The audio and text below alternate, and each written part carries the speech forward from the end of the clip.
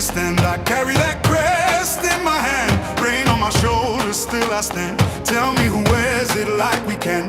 Mud on the boots, heart of gold. Those stories living in the cold, every name that the walls still hold. I was born for this, I was told. Hear that roll in the air, feel that fire everywhere. We don't bend, we don't fold, we were cut from that blue gold. Blue till the end, blue till the end. We rise again, we rise again. Blue till the end, blue till the end. This is our name, this is our skin. When the pressure comes down hard, we don't flinch, we play our part. Every scar on the badge says more than 1,000 songs before. From the first whistle to the last, we remember where we came from fast. No throne, no crown, no borrowed fame, just a city calling out that name. Hear that roll in the air, feel that fire everywhere. We don't bend, we don't fold, we were cut from that blue gold. Blue till the end, blue till the end. We rise again, we rise again. Blue till the end, blue till the end. This is our name, this is our skin. Let the whole ground shake, let the whole world know. We don't chase a moment, we are the home. Hands up high, voice up loud. Same old pride, same crowd. Blue till the end, blue till the end. We rise again, we rise again. Blue till the end, blue till the end. This is our name, this is our skin.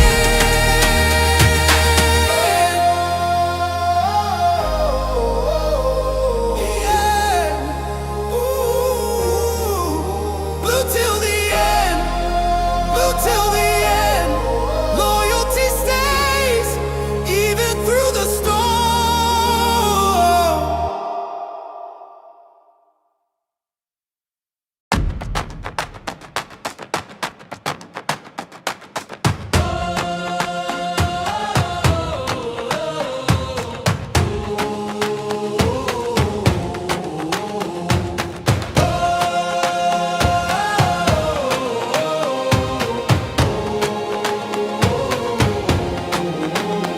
From the bridge to the stand, I carry that crest in my hand, rain on my shoulders, still I stand. Tell me who wears it like we can. Mud on the boots, heart of gold. Those stories living in the cold, every name that the walls still hold. I was born for this, I was told.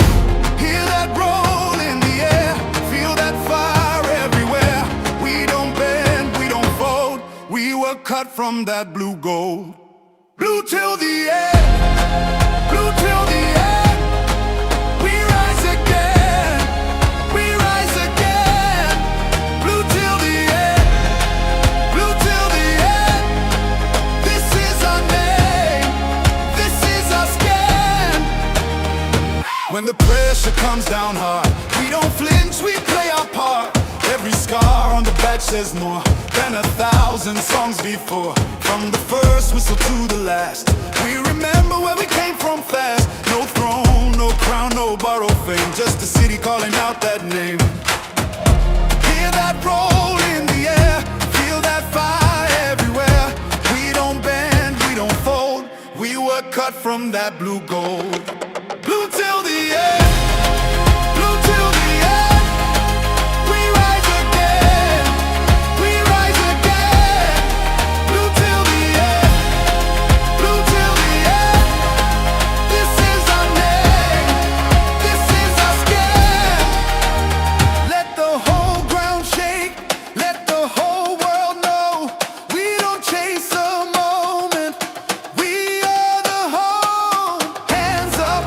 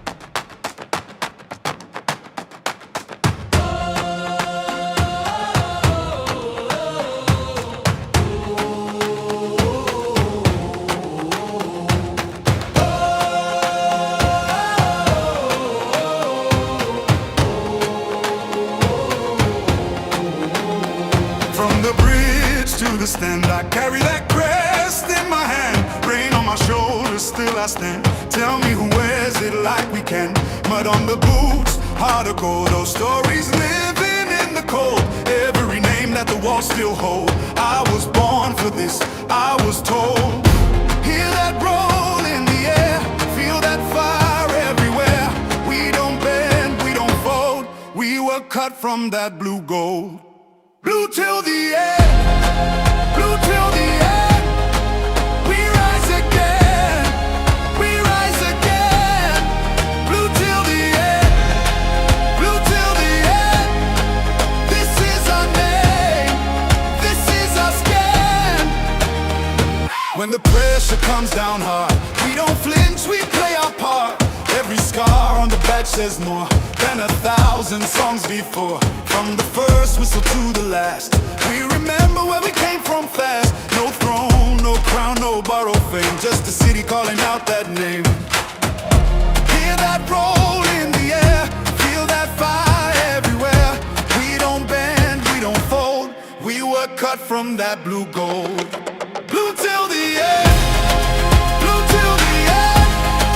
We rise again, we rise again.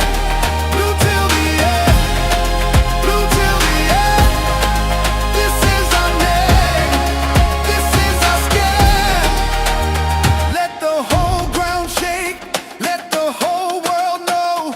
We don't chase a moment, we are the home. Hands up high, voice up loud. Same old pride, same crowd. Blue till the end, blue till the end. We rise again, we rise again. Blue till the end, blue till the end. This is our name, this is our skin.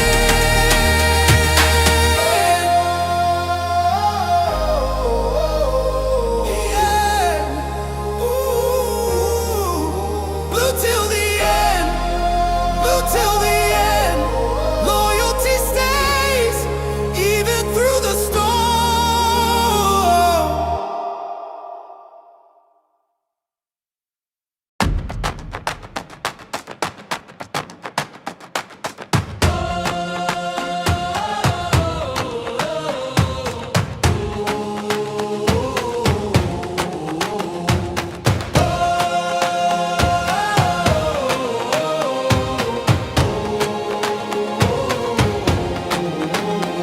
From the bridge to the stand, I carry that crest in my hand. Rain on my shoulders, still I stand. Tell me who wears it like we can. Mud on the boots, heart of gold. Those stories living in the cold. Every name that the walls still hold. I was born for this, I was told. Hear that roll in the air, feel that fire everywhere. We don't bend, we don't fold. We were cut from that blue gold. Blue till the end, blue till the end. We rise again, we rise again. Blue till the end, blue till the end. This is our name, this is our skin. When the pressure comes down hard, we don't flinch, we play our part. Every scar on the badge says more than 1,000 songs before. From the first whistle to the last, we remember where we came from fast. No throne. Yes, good people. Yes. Welcome back to Chelsea Perspective. Welcome for another Chelsea News Roundup show. I do hope you're all doing well. A lot of good news for us today from the FA with regards to the 75 charges. Correct me if I'm getting the numbers wrong. The return of Mykhailo Mudryk, Trevor Chalobah could be on the verge of joining Como. Tons of good news to talk about, and I do hope you're doing well, more importantly, and thank you once again for finding time to join me for another conversation on Chelsea Perspective, and hopefully I'll get one or two more panelists to join me on the panel here so you can get diversified opinion. But without wasting much of your time, I will say hello to those of you already in the chat, and yeah, I am a bit tired today and not going to be able to read anything that's not aligned with the comment. But because, yeah, this is the start of the show, I will read but not respond to everything because, yeah, it mean that I'll be going to a direction I don't want to go at this moment. Mudryk about to complete 90 minutes of match before Lavia. Lavia, we heard, is fully fit and could play a part against um, Tottenham. Big up to you, to Mabaso 5, aka NBO 5. I cannot wait for Chelsea to get a win against Tottenham in pre-season and smash them up the charts. Let's see what happens. Thank you for that. Who else is here that I haven't said hello to? And that is Mohammed Isa. Thank you for joining, Mr. Isa. I appreciate you. And here we have. Give me a second here. I hope I'm not gonna go through this nonsense process again with my system freezing every now and then. We are winning the league. It's a possibility, and we've made some good signings. But yeah, right now, just hold your horses a bit. Slow down, slow down. A good thing you guys can still hear me, but I'm not sure why I'm not able to highlight comment effectively. Give me a second here. Let me try to sort out my system. Yeah, we are winning the league, says Nemaya Fowle, aka Esther William. A lot of stuff there to read. And Sean Abiona says he likes the song. Thank you, Sean. Glad you like it. Of the Chelsea, we are winning the league 26-27. I like your optimism there, but let's see what happens. And Vince, again, thank you for the gift. I'm not sure what's going on with my system. I'm going to try to sort it out here. Uh, the video isn't still, it's moving as it should, but there are other issues here. I'm not sure. That's what happens when you have tons of bells and whistles installed for the show. Give me a second here. Let me try and sort that out. All right. Sean Abiona says he likes the song. You have a blue to the end. That's one of my favorite songs these days, and I like it.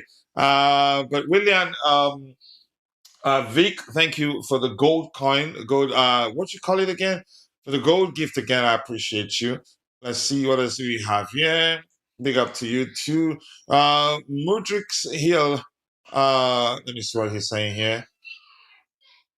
Mudryk Hill turned on Cole Palmer for taking his number. Cole Palmer most definitely, I believe, most likely did talk with him before accepting the number 10 jersey. Yeah, I don't think it makes sense for him not to speak with him out of respect. And the fact that he's one of the first to post a video on um, Instagram to welcome him back shows they have a good relationship. So he must have reached out to him. Even I think the club would advise him to do so. But Vic, thank you for joining once again, my bro. I appreciate you finding the time to join. I am also tired today due to a warm weather. Okay. In Iraq. Okay.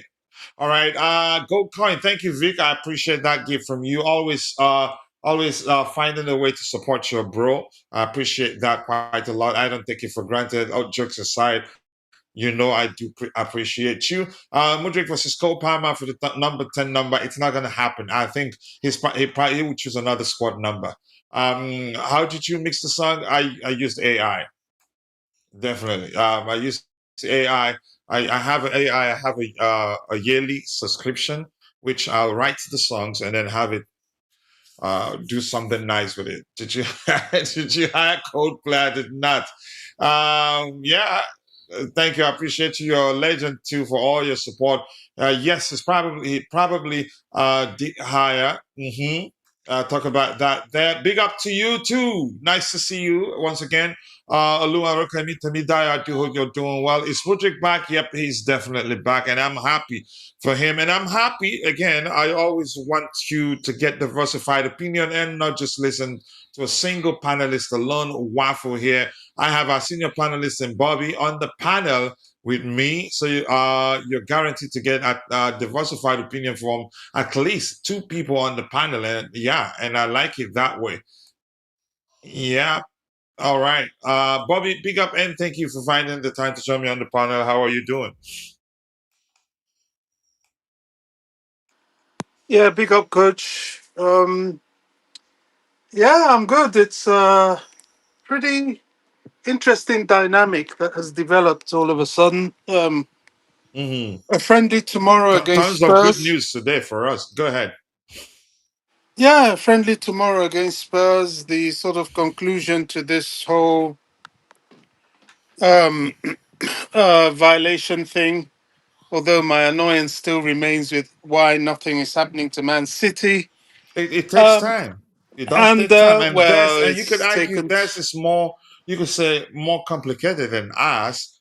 They are in denial. They tried to sweep it under the rug, and they were caught cooking the Mm. books. So they might get relegated. In all honesty, but go ahead. It's taking too much time. But, we find ourselves in a very interesting dilemma. This is a very, very, very, very, and I cannot say that enough, important season for Chelsea in terms of squad building for the season. Hmm. Um, and if we get it right, we could challenge for the Premier League, really. A lot of things are unfolding. The return of Modric.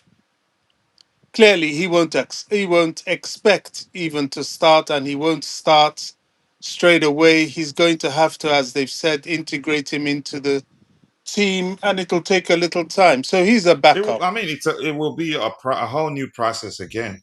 Yeah, I mean he's a backup. But the one that's intriguing me is Jackson. Yeah, we'll Now, get to Jackson, Bobby. There's something that I wanted to talk about here is the fact that, well, according to the FA's statement, had Mudryk's test been done now, he'd be no in no he'd be that is he won't be facing any punishment. That's because the rules changed. I don't understand that aspect of the whole thing, but we'll read the reports. Maybe the reports will help us understand what they're saying really. And this so the FA's statement suggests that's mainly why the charges have been dropped, or maybe he's free to play football now. It's not that straightforward. I don't know if you read it, but we're here to talk about it, and we're going to read it anyway. So we'll get to Nicholas Jackson definitely, but if you want to speak about him right now, you go ahead, Bobby. no, I've not read anything about Modric's charge. I think those are just finer prints. Um, he's able to play. He's able to play. That's what I focus on. Hmm. Um, yeah, I mean, it's going to take him a while to find his feet again in the Chelsea squad. And why I alluded to Nicholas is that Modric is now squad depth. He's backup. How much strength in depth he will actually be is going to be debatable, and hopefully we'll get to see that in the preseason. Jackson is very interesting because you see, I'm a believer in having three strikers, 100%. Hmm. We've got Welbeck coming in, who is going to be backup. He's going to come off the bench more often than not. So what we have is a situation between Jackson and Jao Pedro. Now, assuming we play one striker, it becomes a noticeable three. But I suspect there'll be times that um, Alonso will drop a 10 and play two strikers. The permutations are endless. The only problem with Jackson is finishing. And I can envisage a situation because he's testing him at the moment. He's back, he's in the team, he's going to look at him, certainly in Hong Kong. And he may go with Jackson, Jao Pedro, and Welbeck, and Omega may have to go out again on loan. Um, it's an interesting dilemma. We have now two players that we don't need to pay for. We have a 90 million pound saving from the 100 million that was put aside for this situation because the financial charge is 10 million.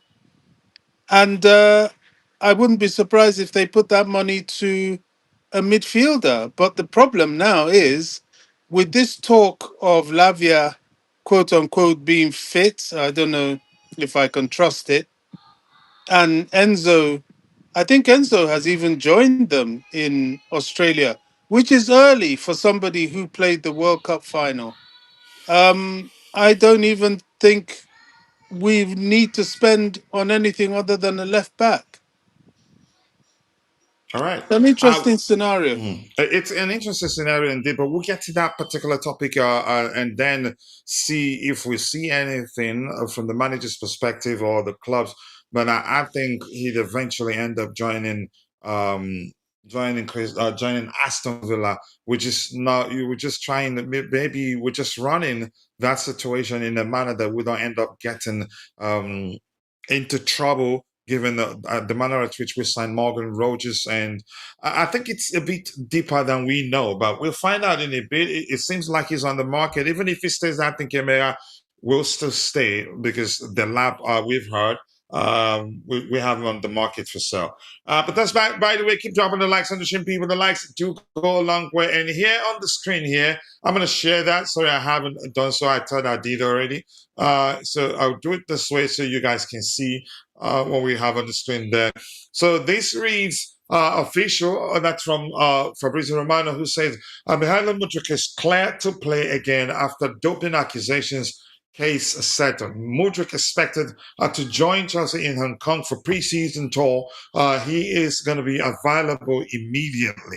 That doesn't necessarily mean that he's going to remain at Chelsea for the season. We don't know. Everything comes down to what Alonso wants to do with him. And the truth remains, I think if we wanted, if our priority was to get our money back, that I think we could have done early on when that incident happened, when he emerged anyway. So Mykhailo Mudryk himself says, after a long battle, the 4-year ban that was imposed on me has been rescinded and I am free to resume my career with immediate effect. I am grateful that this process has reached a conclusion, that I have been cleared to return to football and that I can now look ahead to my future. This has been the most difficult period of my career, and I can understand where that is coming from him. As I have maintained from the outset of this case, I have never knowingly or intentionally taken any banned substance. My commitment to the competing my commitment to competing fairly and representing my club and country with professionalism and integrity has always been important to me. I would like to thank my family and friends for their support and belief throughout the period. I also want to express my deep gratitude to everyone at Chelsea FC, my teammates and the Chelsea supporters who have been with me throughout. And he says, I would also like to thank my legal team and others who assisted to their tireless work on my case. My focus now is on returning to football, working hard every day and making a positive contribution on the pitch. Thank you to everyone who continued to believe in me. I look forward to the next chapter of my career. I'm looking one from the FA. Okay, but this is from the Chelsea Football Club. One from the FA that mentioned, and that has been done now. That you won't face any suspension or punishment. Chelsea FC acknowledges today's announcement by the Football Association, confirming the resolution of the anti-doping proceedings involving Mykhailo Mudryk. From the outset, this has been an extremely difficult period for Misha, both professionally and personally, and we are pleased that the matter has now reached a conclusion which allows him to return to football with immediate effect. Houston, I appreciate Chelsea the way they handled it. They've proven to anybody that wants to play for the club that, yeah, we take care of our own. They could have taken legal actions and get their money back.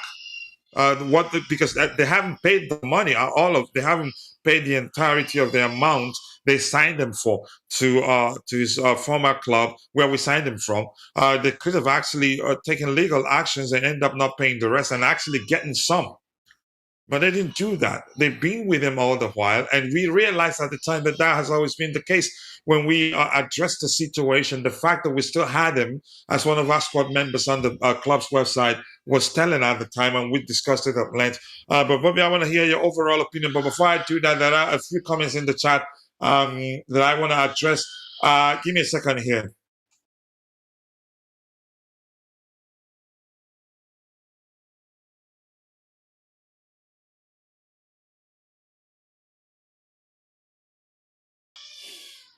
All right, unbelievably interesting dynamics. To be honest, the whole issue appears to be a blessing in disguise, especially as we okay, as we are just recovering from the dismissal, rejection by Alabegovic, and now Mudryk is back. And this kid is no longer a kid, but I think he's a talented footballer and a lot to offer. But it would take time. Hopefully, he's been training properly, as we've seen series of videos from him showing him training with a personal trainer, keeping fit and all that. I'm very happy that he's back, irrespective of what happens, whether we end up moving him on. I'm just happy that he's back. And at the time, a lot of Chelsea fans were making fun of the situation, saying, "Yeah, he should be gone, he should be sold." That just reminds me of that particular situation in Bible. I can't remember what verse or book in particular, when Jesus told those that wanted to stone the woman to death, ask them, if you're without sin, you throw the first stone. Because yeah, most of the fans are keyboard warriors. I'm quite sure a lot of them in their lives, respective lives, have at one point or the other done something 10 times worse than what Misha did.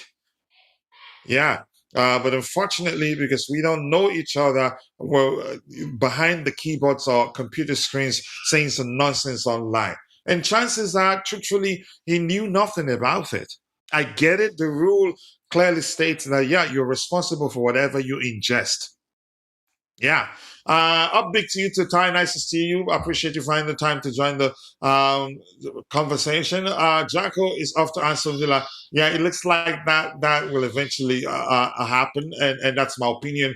Let's see. Amo Olawale, thank you for joining.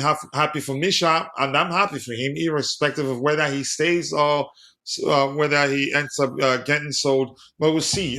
This is the first time in years that we will be seeing and anticipating a surplus and a selection dilemma in this football club, and I cannot believe my eyes, honestly.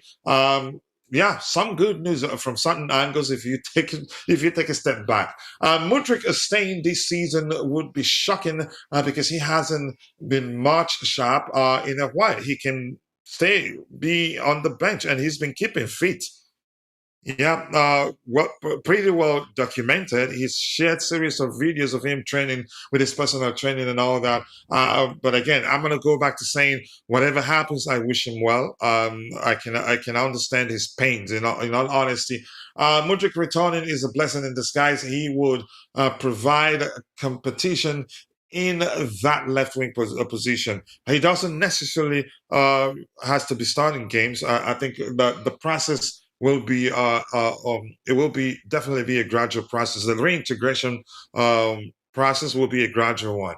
But Bobby, let's say you everything with regards to how the whole thing happened, how the club still had him listed as one of our players, even though they could have done things differently, like taking legal actions, recouping how much they paid already, and ensure that Mudryk faces some punishment beyond the one imposed on him by the FA.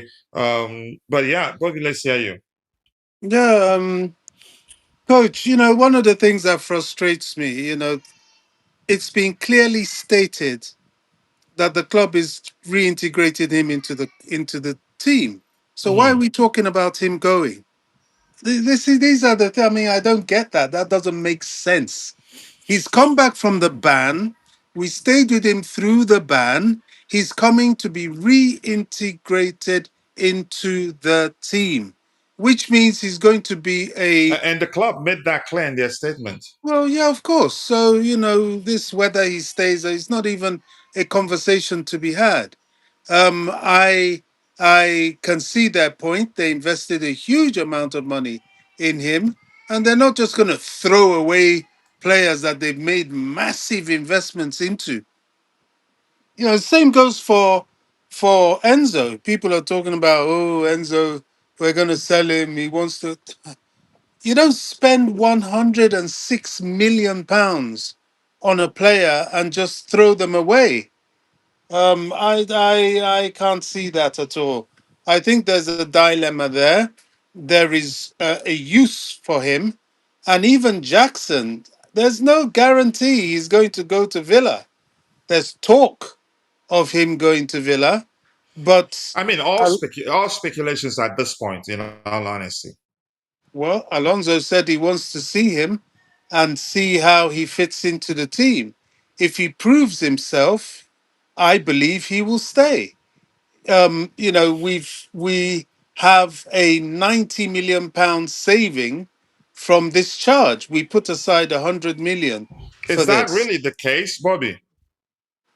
Of course, it's the case. It's been a known fact for ages. Even when the club was purchased, they said that they put aside 100 million to deal with some of the discrepancies that they had reported to the FA.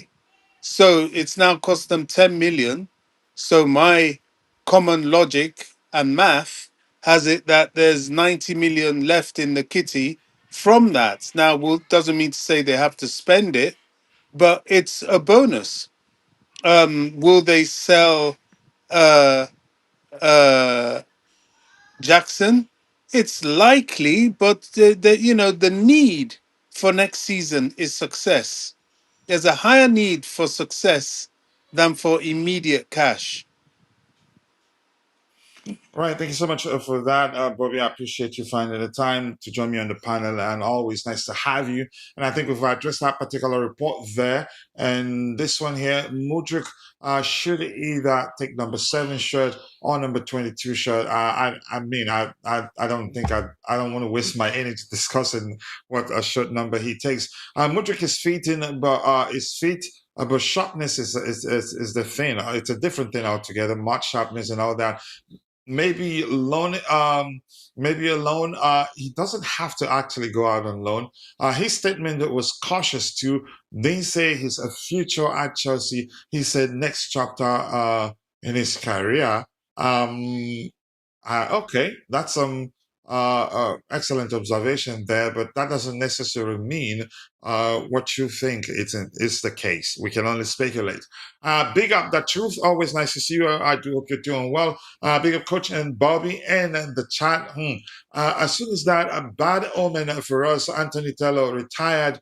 Um, Everyone is that falling into place. The curse has lifted from a Chelsea FC coach. That might well be the case, but I'm not superstitious, but I get it. Mudryk needs to stay at least until January. I think he might actually stay beyond January. But let's see what happens. There's still time here. It's good for Mudryk to stay. The guy has a lot of vengeance and anger and a point to prove. He might be the surprise player next season for us. That's some a deep thinking right there. He has the hunger to prove a lot The of people player that wrong, may stay, and he wants to get. You can say he has that. He'd have that fire in him because he's angry. Not at anybody, but just wants to. I believe if you give him the opportunity, he will take it out on the pitch. And he'll be 10 times the better, 10 times the player he was before he got suspended.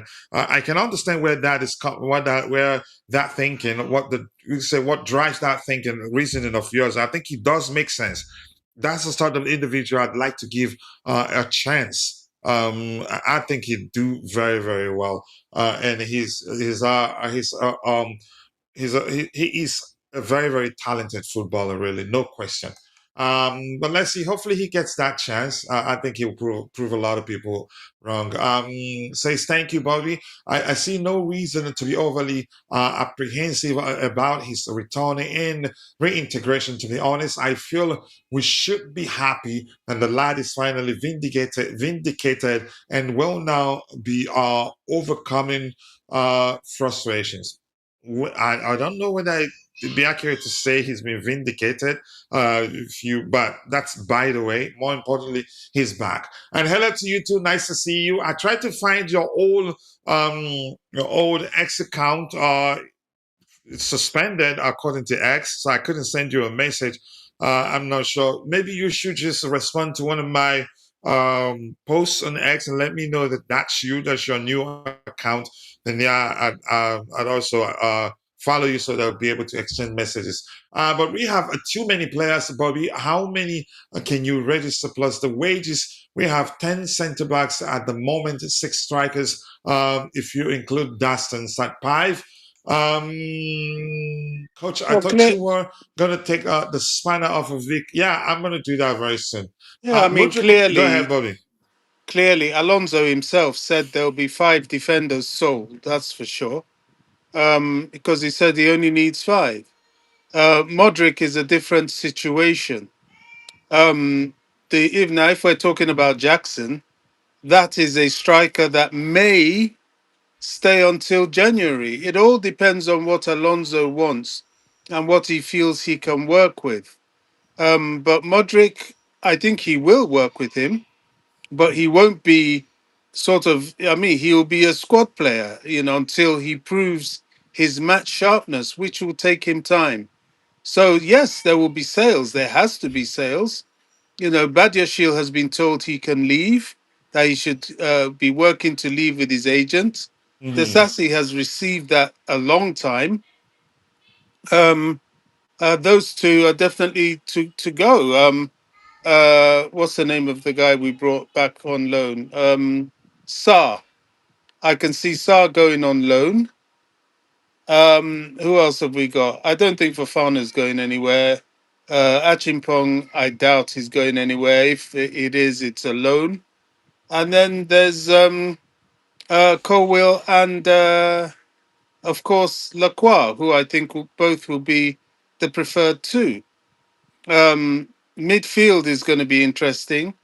That's going to be very interesting. That's the next focus. I don't think right back is a problem. Left back needs a backup to Hato. Midfield, I don't know what's going on. I mean, what can we expect from Lavia? Yeah, they say he's fit to play in the game against Spurs, but we've heard this. We've been hearing this for going on 4 years about Lavia. Yeah, he's fit. You put him on the pitch and then he's off again. So I don't know what that situation is. We're still waiting for Enzo, but to my knowledge, Enzo has already joined the squad in Sydney and will go to Hong Kong with them. Now he's come back early because Reece James isn't even back. So that's an interesting one, if it's true. But I think right now the issue of the midfield is going to be interesting. All right, thank you so much for that. Let's see what happens. I think we have enough players now. We just have to make sure we pick the best out of the bunch. That isn't working. Yeah, I realized that was because I did find you, but unfortunately, was told the account was suspended. All right, guys, let's get the like up, people. Let's appreciate his consistency and passion. All of us on the panel here, we appreciate you. How many likes do we have now? We have 22 likes. I think we should be doing a lot better than that. And if you are following the show, we want to get your opinion on the Mudryk's situation. Okay, just responded. Okay, I'll check it in a bit. All right, let's see. Consistency. Thank you. I appreciate. I did understand that. Yeah, you meant that. We have 10 bank average centre backs, 6 strikers who aren't as good as Diego Costa and Jobber. They don't have to be like them. They are of different profiles, in my opinion. Lavia is a talent that we cannot use. He wasn't actually injured. They were just being cautious because if you remember, towards the end of the season, he got injured and had to stay out for a while. So they were, I think, under Alonso now, we were just making sure that we don't risk him suffering a setback. I think eventually, given his age, he will. It's a phase. And I think I've followed football enough to know for certain players, usually they go through that phase where they you say, I think, as Dante would say, I don't have a scientific backing to that, but it sounds believable to me that it's a growth thing, or when you get to a certain age, you experience certain injuries. It's a phase that he will eventually outgrow. We've been there. We've had players who were whom at the time, if you ask our fans, they say they're injury prone, sell them, and when after we sold them, they ended up thriving elsewhere and weren't plagued to the injuries that plagued them at Chelsea. So I think the club knows that. That's why they're being cautious with some of these players. We need to get the Pep Chavaria deal done. Then the left midfield, left wing back position will be sorted. I don't think we should go drop the back there because yeah, the manager wants him. Then we end up overpaying for a player that's made it clear to his club that he wants to join us, and it's not like we're slugging it out for any other club for his signature. But let's keep the topics aligned here, right? Currently, we're talking about Mykhailo Mudryk. Your opinion? What do you make what do you make of his return? Do you think he stays? Do you think he goes? Do you think we should keep him? This is just us experiencing, expressing our respective opinions. We cannot dictate what the club does or the manager. Fun fact: if Mudryk that's rugged too. If Mudryk had submitted a doping sample today, will the same level of meldonium as when he was caught, he would have been considered clean on the current WADA rules, and part of that, excuse me.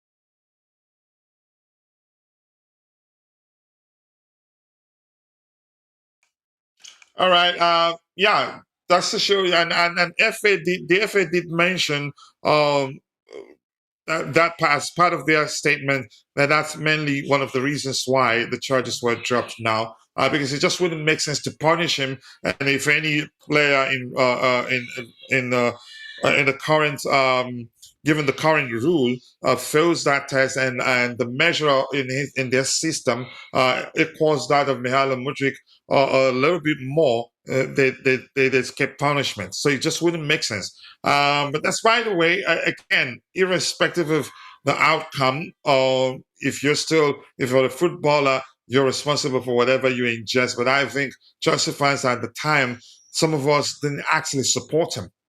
Some were saying as if they were sent, as if you say they in their respective lives at the time hadn't done anything wrong or worse. Actually, have you checked the stats comparison between Gyökeres and Welbeck for last season in the EPL, coach? I've always known, for me, I've always been told people I'm happy with Stein Gyökeres. You'd be amazed. I bet. I find it amusing that some fans expect that our strikers be as good as Drogba. No, look, times have changed. All right, let's see.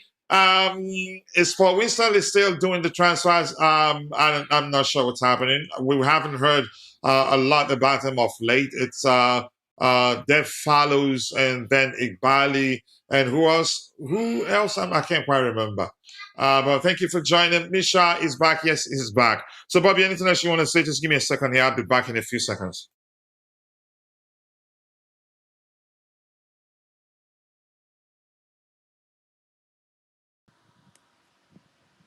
No, I think we've addressed the Modric situation as it dovetails into um, Nicholas Jackson. I think the squad is almost set for the season. What we have to do now is just find that left back that will rotate with Hato and then make the sales that need to be made. Yeah, and it doesn't necessarily have to be Chavaria. And Bobby, have you heard that we are actually considering that you could say our preference would be the return of Lewis Hall? Yeah, a I've been Cobham hearing that. graduate. I've I'd also been rather him hearing over Hernandez. Shabaria. And I think the manager he understands he will understand that his Premier League experience is also a highly technical gifted player. Started as a midfielder, which makes him even more worthy of that of the opportunity of coming back to Chelsea and being part of Alonso's squad. But go ahead, what you're saying. Well, yeah, and he knows the club. Hmm. I have heard that.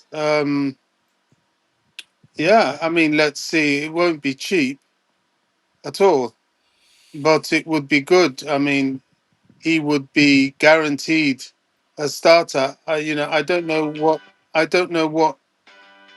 what that does to Hato, but we shall see. I mean, it's less likely than likely. Yeah, it's going to be a very, very expensive deal. So he's doing the women's transfer. I've heard, yeah, I've heard. We did discuss that. I think a few days ago, or even yesterday. Coach, I think that we complete the Alex Scott signing in the next days. It's a possibility. I've heard a lot, even Wharton. I'm not sure whether to believe that. But here's the thing: we've learned to keep our transfer activities under wraps, and the fans and the media. Some people do know, get to know about our interest in a particular player the only when we are on the verge of getting the deals across the line. And you remember a few days ago when Fabrizio said what we are this in negotiations with multiple players to try and get them across the line. I swear that at the time he probably knew. Did know the names of those players in question, but because we reached out or maybe told him we don't want that anymore, so he had to keep it under wraps too until a certain stage in the negotiation process when we are sure that no other club will come in and cause us problems or lead or maybe put in a bid that will lead to us and paying a lot more than we should for the player in question. I can see Robert Sanchez leaving this summer. It's an opinion. Do I think that would be the case?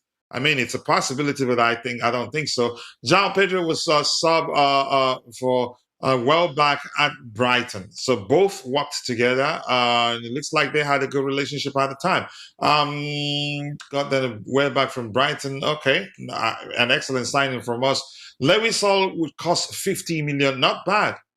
We have a selling clause, so yeah, that makes a difference. So the question now is, would he want to come back? And I think it was 2 weeks ago or so when we discussed the possibility of Lewis Hall coming back to Chelsea. Some outlets were not outlets really. Some what do you call them?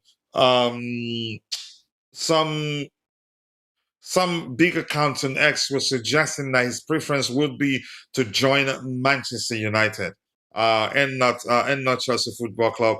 I don't believe that because we've been there before. We heard all from January to no around the moment the transfer window opened, we started hearing how Morgan Rogers would rather go to Arsenal, that he doesn't want to come to Chelsea. Even Alex Goldbach swore that definitely he's joining Arsenal, that practically that the deal already done at the time. It turns out he never wanted to go to Arsenal. It turns out his preference has always been to join Chelsea Football Club. So I'm not saying that suddenly that yeah, those that have reported that Lewis Hall would rather join Manchester United over Chelsea, that they've been lying. I'm not saying that's the case. I'm just saying I don't believe it, and I have every right not to, because there are reasons out there. There are things that have happened that taught me not to just take everything I see online. I think we should sign Murillo. Rumors are that we're still interested in signing him, but we'll see. Angel Panesia, nice to see you once again. Happy to see you once again. I hope you've been good. Better years ahead. Mudryk is back. Hello to you too, SOF Gaming. Nice to see you. I appreciate you finding time to join the conversation. It's Lacroix better than Tosin younger, isn't he? I think he's younger. Is he younger? But I think he's better than Tosin. He's quicker than Tosin. Um, He's better than Tosin. Let me just leave it at that. Why are you even asking that question? I think Paul Winstanley is controlling the transfer. He has done so well. Okay, even he's, I appreciate him. I can't read that, and I don't want to highlight it because I'm not sure what you're saying there. So keep dropping the likes on the stream, people, and also do subscribe to the channel if you haven't. I appreciate you all finding the time to join the conversation. Bobby, anything else you want to say before we move on? No, move on. All right, so Mykhailo Mudryk is back, and I think we're done with that, except to see any further comment from anybody else. Okay, there you go. FA a statement on Chelsea. A financial sanction of 10 million and a suspended 2-window registration ban have been imposed on Chelsea FC for breaches of the Football Association agent regulation. Regulations on working with intermediaries and third-party investments in players regulations. Okay, the FA charged Chelsea FC with 74 breaches of FA rules E1.2 after its current ownership self-reported misconduct upon its purchase of the club. That aspect of this statement is important. They're not saying the reason why you could say we get a lenient punishment or blah blah blah is because we self-reported, but for me it's definitely a factor and a smart move from our current owners, Aboli and Co. Because look, it's easy to just say, you know what, they're not gonna know and not do the right thing. And then if they find out by themselves, I think it'd be difficult for us. I don't see a world where we face you can say such lenient punishment or lesser. I think probably we'll be discussing about 12 points deduction. But I'd swear that they did take into consideration the fact that we've been cooperative. We self-reported the financial irregularities, unlike Manchester City, who actually went to some extent of, you could say, cooking books, and even they had it on their website and took it down when people found out what they were doing at the time. But I'm going to continue reading. It says, the FA charged Chelsea FC with 74 breaches of FA rule E1.2 after its current ownership, more importantly, self-reported misconduct upon its purchase of the club. The FA is continuing to investigate individual misconducts arising out of this. So nothing about Chelsea anymore. They're continuing with their investigation, but individuals involved could face punishment, but nothing again against the club. So Chelsea FC admitted to the 74 breaches of FA rule, the number there, to a hearing, and an independent regulatory commission imposed a 6-point deduction, which was to be suspended until 2030, until 30th of June 2027, and a £10 million fine. Okay, the club appealed against the suspended points deduction, and an independent appeal board allowed the appeal and set aside this sanction following a further hearing. It is in its place. The appeal board imposed a registration ban for 2 complete and consecutive transfer windows, which is suspended until 2 June 30th, 2027. The 10 million fine imposed by the regulatory commission was not subject to appeal, and the full amount will be invested into grassroots football. So that's good news here, honestly. A lot of people were concerned, and in all honesty, some Chelsea fans actually wanted us to face points deduction so they can find a reason to say, I told you, and I told you a lot, this owners earn it. Because at the time, what they were saying, some idiots were saying online that we self-snitched. It is money. In the modern world, it's easy to actually sniff out those things you think you can hide. As long as money is involved in some transfers to certain banks, it's electronic. It's easily, even independent journalists can actually bring them to light with high level detail that even a layperson will read it and understand it. So why wouldn't they? They saw it and immediately realized the best course of action at the time would be to self-report. And you can argue that's the reason actually the point deduction punishment didn't go anywhere. And the reason they say the punishment is not as bad as a lot of people thought it'd be.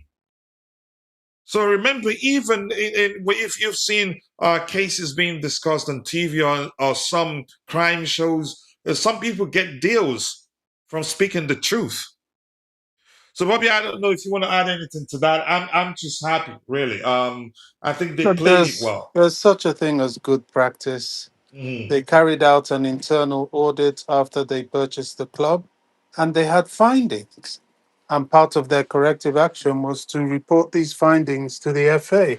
Mhm. It is categorically the reason why the points deduction didn't take place.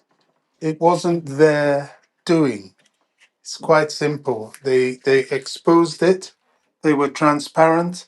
You see, it's not everything the ownership has done that is bad, and people need to get out of that mindset.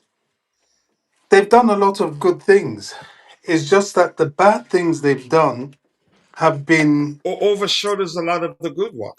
well, of course, because they are it's far reaching. But even now they're trying to rectify it. So let's see if they rectify it completely. This chapter has been dealt with. Now, the next chapter is having a squad that can win this Premier League. I'm not talking anything else other than that. And I don't think we should be aiming for anything else other than that. And in all honesty, Bobby, given what we've done so far, and I think we still have at least a month or so to make further signings if that's the plan, which I believe that's the case because we've been told we'll still make a few more signings. You could argue the signs are good. So far, so good. Yeah, the Would you signings are say? good, but we still need to be careful. That's why I was talking about Jackson and that, because bringing in too many players, making too many changes, creates a problem in itself. It needs to be a balance and a blend between those that are used to each other and those that Mhm. are going to come in to enhance what we have. Yeah, I agree. I agree. I do agree with you. Yeah. I laughed too. Temi Dio. Kim, I laughed too when I saw that question. Is if Lacroix is better than Tosin? Lacroix is better than Tosin. Both are good aerially. Maybe Tosin better on the ball, but Lacroix, you say they complement each other. Not no. Yeah, I think the better thing to say would be they're both not the same. They differ. But yeah. Just move on from that, really. All right.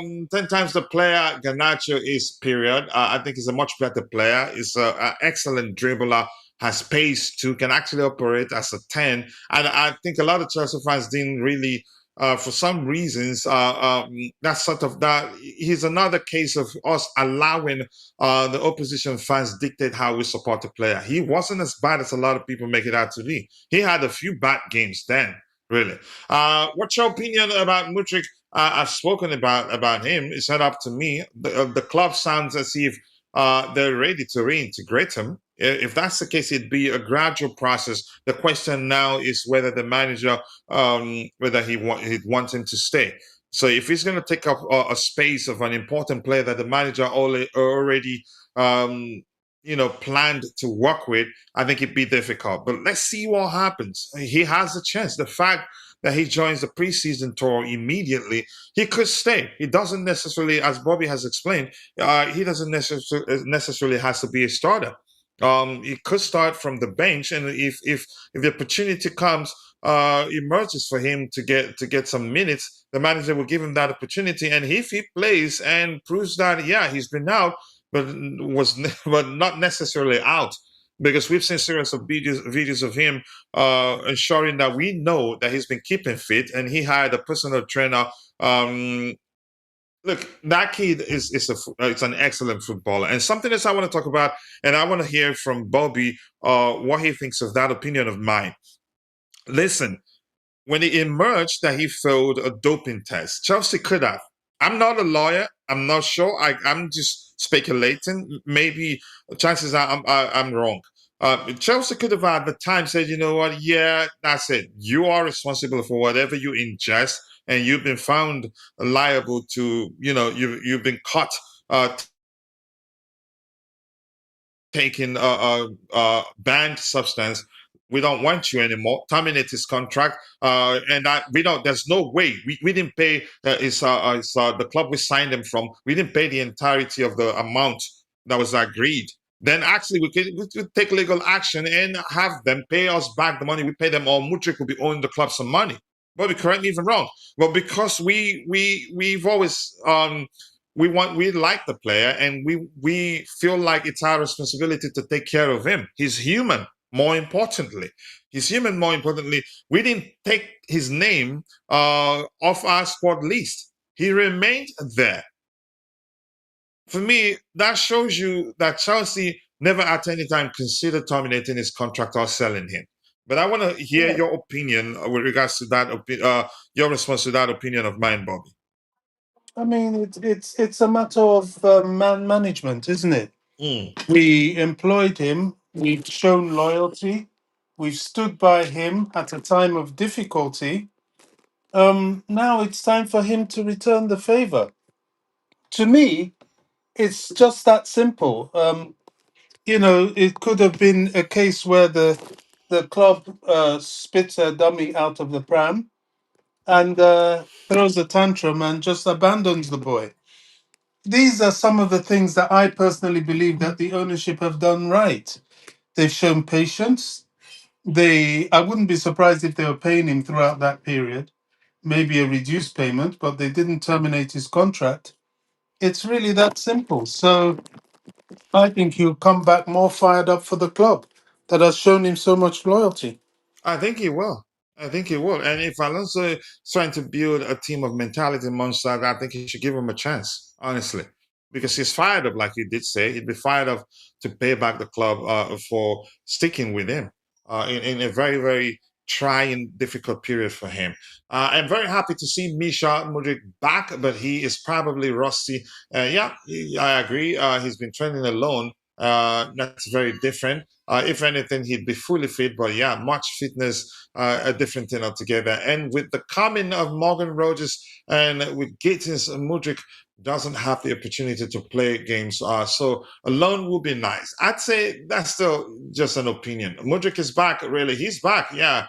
Black Mass, thank you for joining. And please keep the topics aligned. Otherwise, I will skip your comment with the belief that, yeah, you're having a conversation with someone in the chat. I don't think the transfer ban will ever have to take effect unless there's another breach of transfer. Yeah, I think somebody explained that. Nothing, it won't take effect except, yeah, if you're within a period, I think down to 2027, if we don't do anything, if we don't repeat the offense, then yeah, we're free. But the transfer ban will take effect if we repeat the offense within, I think, from now to 2027. Yeah, so I agree with you. You understand the situation very well. So now we're talking about Chelsea's. We been cleared. No points deduction. The FA had one in place, imposed one on us. But we appealed it, and we were successful in our appeal, so we are good to go. All right, let's see. Keep dropping the likes on the stream, people. What about Trevor Chalaba? We'll get to that in a bit. The difference between Roman and Bluco is Roman won on the pitch and didn't focus too much on the organizational part.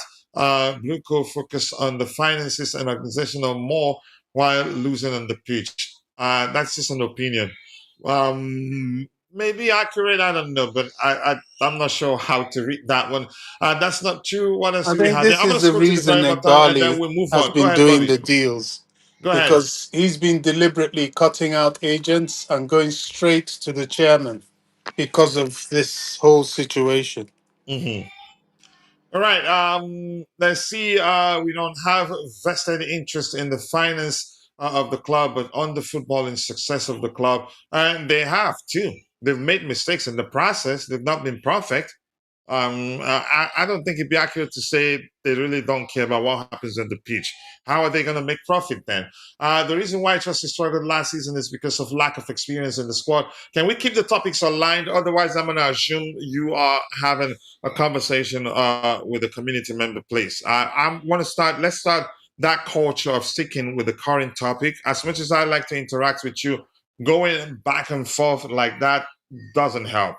It doesn't. It can be exhausting, and these days I have a lot going on, and I need to save as much energy um, as possible. All right, let me see anything new. Nobody said you're lying, Babas. Just I understand. That's a fact that everybody knows. I'm not saying you're lying. Everybody knows we wanted experience, but I still say the main reason why our season ended the way it did was because Maresca betrayed us and left mid-season. We could have at least done ended the season better than we did had he stayed at least at the end of the season, irrespective of whether you think we had enough experience or not. But you get the point. So I'm not saying you lied, bro. I'm just saying let's learn the habit of sticking with the current topic. That way, uh, I don't get exhausted trying to read. Um, I don't get exhausted trying to switch topics from here to there because it's the brain that will switch and then readapt to what I'm looking at on the screen. So I get exhausted even before we get to 1 hour into the show. You get the gist. So you know I love you and I respect you. Okay.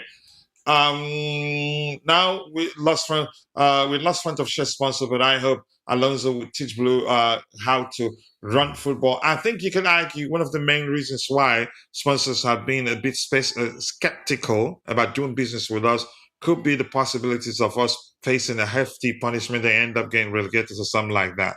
So sponsors do pay attention to that sort of stuff. Yeah. And also because Maresca was pole dancing and walking naked for a move to Man City. I will never forget that. I get a lot of people try to get me to say, yeah, he did nothing wrong. They didn't just back him. No. No, no, no, no. I disagree. All right, but that's by the way. Here we have this current on the screen here, Como Atlas to sign in Chalobah for £25 million plus add-on. A good deal right there, and good luck to him. And as I've said before, I think we've revisited this particular his the you can say links his potential departure from the club 1,000 times, and every time we talk about it, I say if I were Chalobah, I've been looking to leave too because I don't think I will not be content with every time the transfer window comes around. I'll be on the market. So, but not a bad price for him. I get it. But I would have loved us to make a lot more from him, really. But it's just that everything comes down to the player he is, his overall ball playing ability. That's also a factor to consider. Chelsea value Chalobah at 35 million. It's going to be a hard bargain for Como, but right now we're hearing that they are on the verge of striking a deal. Bobby, you want to come in there? Or No, I mean, there's really nothing to add to this, to be honest. Let's Mhm. just see what happens. I don't think he'll go. I think he'll go for what is it, 30, 25 million, which is an undersell for him. But they've sensed that we need to sell him, and so that's where it's going to end up. But we wish him luck when it happens. Yeah, I get it. I think the valuation also. I think his overall ball playing ability, his overall you could say ability as a footballer is also an important factor in when with regards to his valuation. As much as I'd like him to stay, I wouldn't mind him to staying as a squad player. But would he want that? That's the question. As an England international, I think he'd be better off going to a club where he gets to play week in, week out.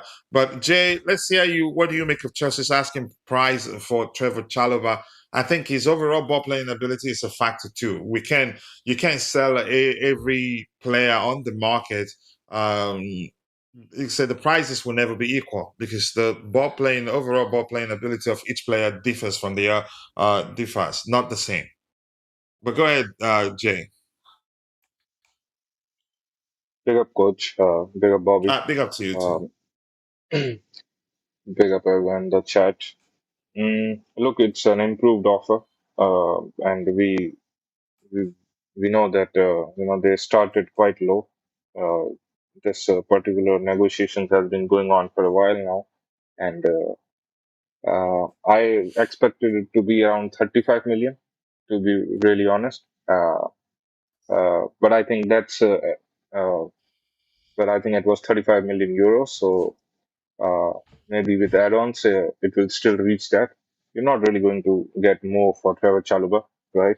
And especially from Italian clubs. I'm actually surprised that they actually came back for him after we rejected two or three offers. So um, yeah, obviously, always going to be a tough situation to deal with these Italian clubs. They are always penny pinching and not really going to offer you any financial incentives, Mhm. And obviously, Chalobah is not one of the, best center backs we have in the Premier League or at our club own. So for you, that's also a So factor with regards to his valuation. absolutely, and especially he's going to a club like Como, who is obviously under Fabregas and known for their modern approach, modern Hmm. approach of football, and how they already have some good centre backs like Ramon and some other guy as well who are known for their ball playing abilities. So obviously Trevor Chalobah is he's not even average, I would say. Chalobah is not known for his ball playing ability. He's not one of those centre backs. He's That begs more the question: durable. Why is why are they? Maybe they want to mix things up. I'm guessing. Yeah, obviously, the same way I think we are doing it. The mixture in the defense is always a good thing. Hmm. Trevor Chalobah, as I say, is not known for the ball playing ability, but he brings other factors to your back line. He's quite experienced for a guy who's coming from our academy. It Hmm. feels always that he is still quite young and he does not have that much experience. But if you go into details, he's actually quite experienced. Played under quite a lot of managers now. Played in Champions League. Played in Hmm. various other competitions. Quite quite an journey for him. Played a handful of matches as well. So he's quite experienced. 26, 27, or I think. Yeah. So with age as well, he's quite experienced. So I think they are bringing him for the experience part. They are obviously going to be in the Champions League now, European football. Uh, they're going to play, so they need more options. And the best part about Chalobah is that he's very durable, and that is something that I will somehow miss at Chelsea because you can somehow count on Chalobah, right? That there is always that one defender who's ready, who's not injured. Whenever other guys would get some injuries, there is Trevor Chalobah to always come in the lineup, fit in perfectly, and give you games. He would always be available for 36 to 37 games throughout the season. So he's very, very durable. So I think that is one part as well and obviously we would have liked to have the price a bit more, maybe 5 million more. But that's how far you can get with dealing with Italian clubs, especially when we have And also openly brought. the player in question. Yeah, exactly. With the qualities as well, it's not like he's 21, 22 as well. So age is also another factor. Overall, I think it's a nice deal. I'm pretty 99% sure that Chelsea is going to accept the bid. With add-ons, I think the valuation will be reached to the part where Chelsea Hmm. wanted it to go. So I think both parties can agree now. So yeah, hopefully the deal gets done. All right. Given the two last contributions in the comments in the live chat session, what do you make of the rumors suggesting that we are prioritizing? You can say that our preference would be to bring back Lewis Hall to Chelsea. I'd like to see that happen. I like him, and I think BJ remembers that we did discuss him at length at the time. I didn't want the club to sell him, but I had to just accept that the kid himself wants to leave because he wasn't playing as much as he would have loved at the time. So he was seeking to move away, and we learned that yeah, his family are all mainly supporters of Newcastle United, and he was open to joining them.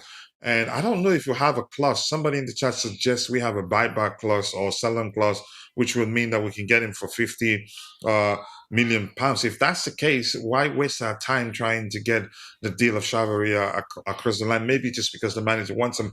But I want to know get your opinion on that, Jay. Is he would you like to see him back at Chelsea rather than Chavaria, or you wouldn't mind what the manager wants? But let's hear you. I'm not sure if you're aware or not, but I have spoken about him in the past as well, and I'm a very, very, very big fan of Oh this yeah, guy. yeah, I remember. Uh, You do like him a lot. I'm I remember now. Yeah, go I'm ahead. I'm in absolute love with him. I think he has the potential to be one of the best, left back in the league. He's already up there in the top five, top tens when you count it in the Premier League, and I'm pretty sure with the age that he's got, with the experience, with the exposure, he would be number one in the league for sure in the coming years. Hmm. And if it was up for me, and we had this debate, when the transfer window was actually going to open, when Cucurella was leaving, and I was so adamant that I want this guy. If it was up to me, I would have gone for him. I would pay 70 million for him. He's that good. I would go to the limit of 70 million, which I think is the asking price. I think United is also in 70? the yeah, if one of United or Chelsea are going to get him, they will get him uh, for the price around 70 million for sure, because Newcastle have already lost so many of their superstars. They won't let him go for any cheap price. He's already quite a good player, quite young as well, and then they are very very reluctant to sell another one of those guys. They've Honestly, already I'm amazed at this development, how quickly he's developing. He's very look. The potential was always there, and that is why some Chelsea fans were not happy when we sold him. But I won't. I look. I can blame the club on a lot of things, but I can't blame them on this deal because he wanted to go. He's a Newcastle fanboy. His family supports Newcastle, and it was always his dream to go there and became something. He tried it now. It hasn't worked out to the best, and maybe now Yeah. he's looking out at some other club. Again, I'm just saying this out of my likeness about him. Yeah. I haven't seen any solid link of Chelsea with Lewis Hall. All I've seen is that Lewis Hall and United. I have not seen anything concrete about Chelsea, and he prefers to go to United. I don't think Chelsea is the top priority And for that's him to be. according to rumors, right? Yeah, that will be the absolute rumors at this point. I haven't seen anything concrete about Lewis Hall and Chelsea, but I would absolutely love him. Chavaria, you can get Araujo, you can get other guys as well, but I think there is not one player who is as perfect as Lewis Hall. Yes, you can get a more attacking threat with Chavaria and Araujo, but what happens, if we want to play a back four? What happens to the left back position? Lewis Hall is so good defensively, is so good attackingly. You can play him in that position He and he was a will fit in. midfielder. Exactly. He can play in the midfield as well. He can invert from left back into the midfield and play that role perfectly. He can attack, he can cross, he is really good with his speed as well, quite physical. And in defense, we know how good he is defensively. So in a back three, in a back four, I think we need to target a guy who can, perfectly fit when we are going to change the formation.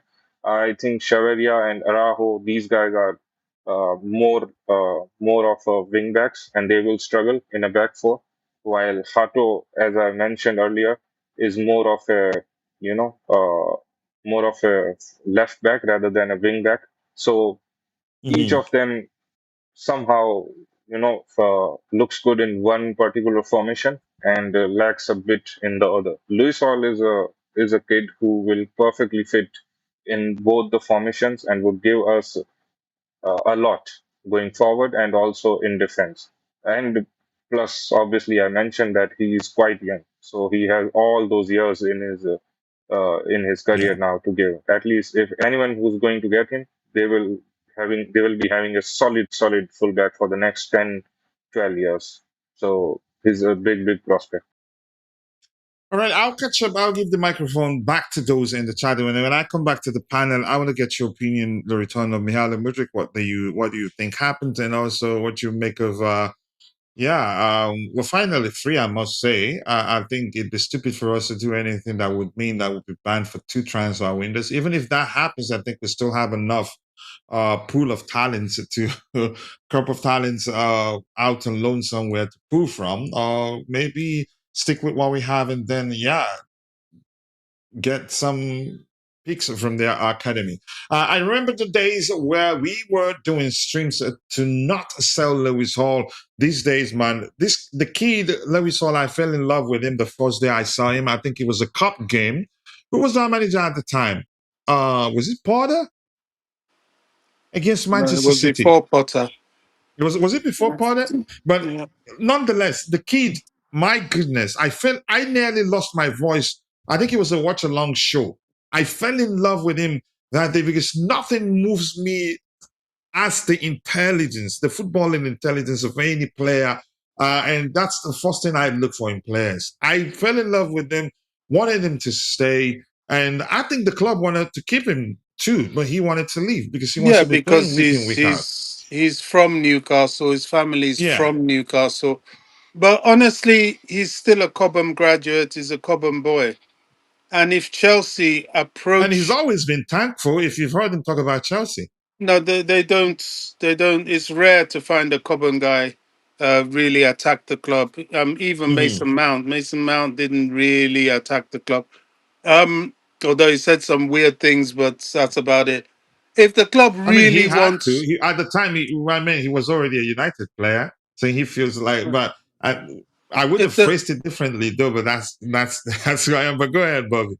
if the club really wants Hall and are prepared to pay for him, he'll come back. It's that simple. If they really want him and are prepared to pay for him, he will come back. The only thing United might try and do is tempt him with money. But I think there's a limit to how much money Hall will take. He will look at the Chelsea project, a club he knows, players in and around him that are his peers, and I think it'll be very attractive to him. That's just my opinion. It's just that the Yeah, club have not yet shown that willingness to bring him back. As far as we know, so far this season, the club hasn't been doing their business in the public eye. So who knows? yeah. I agree. Black Mass says Lewis Hall returns.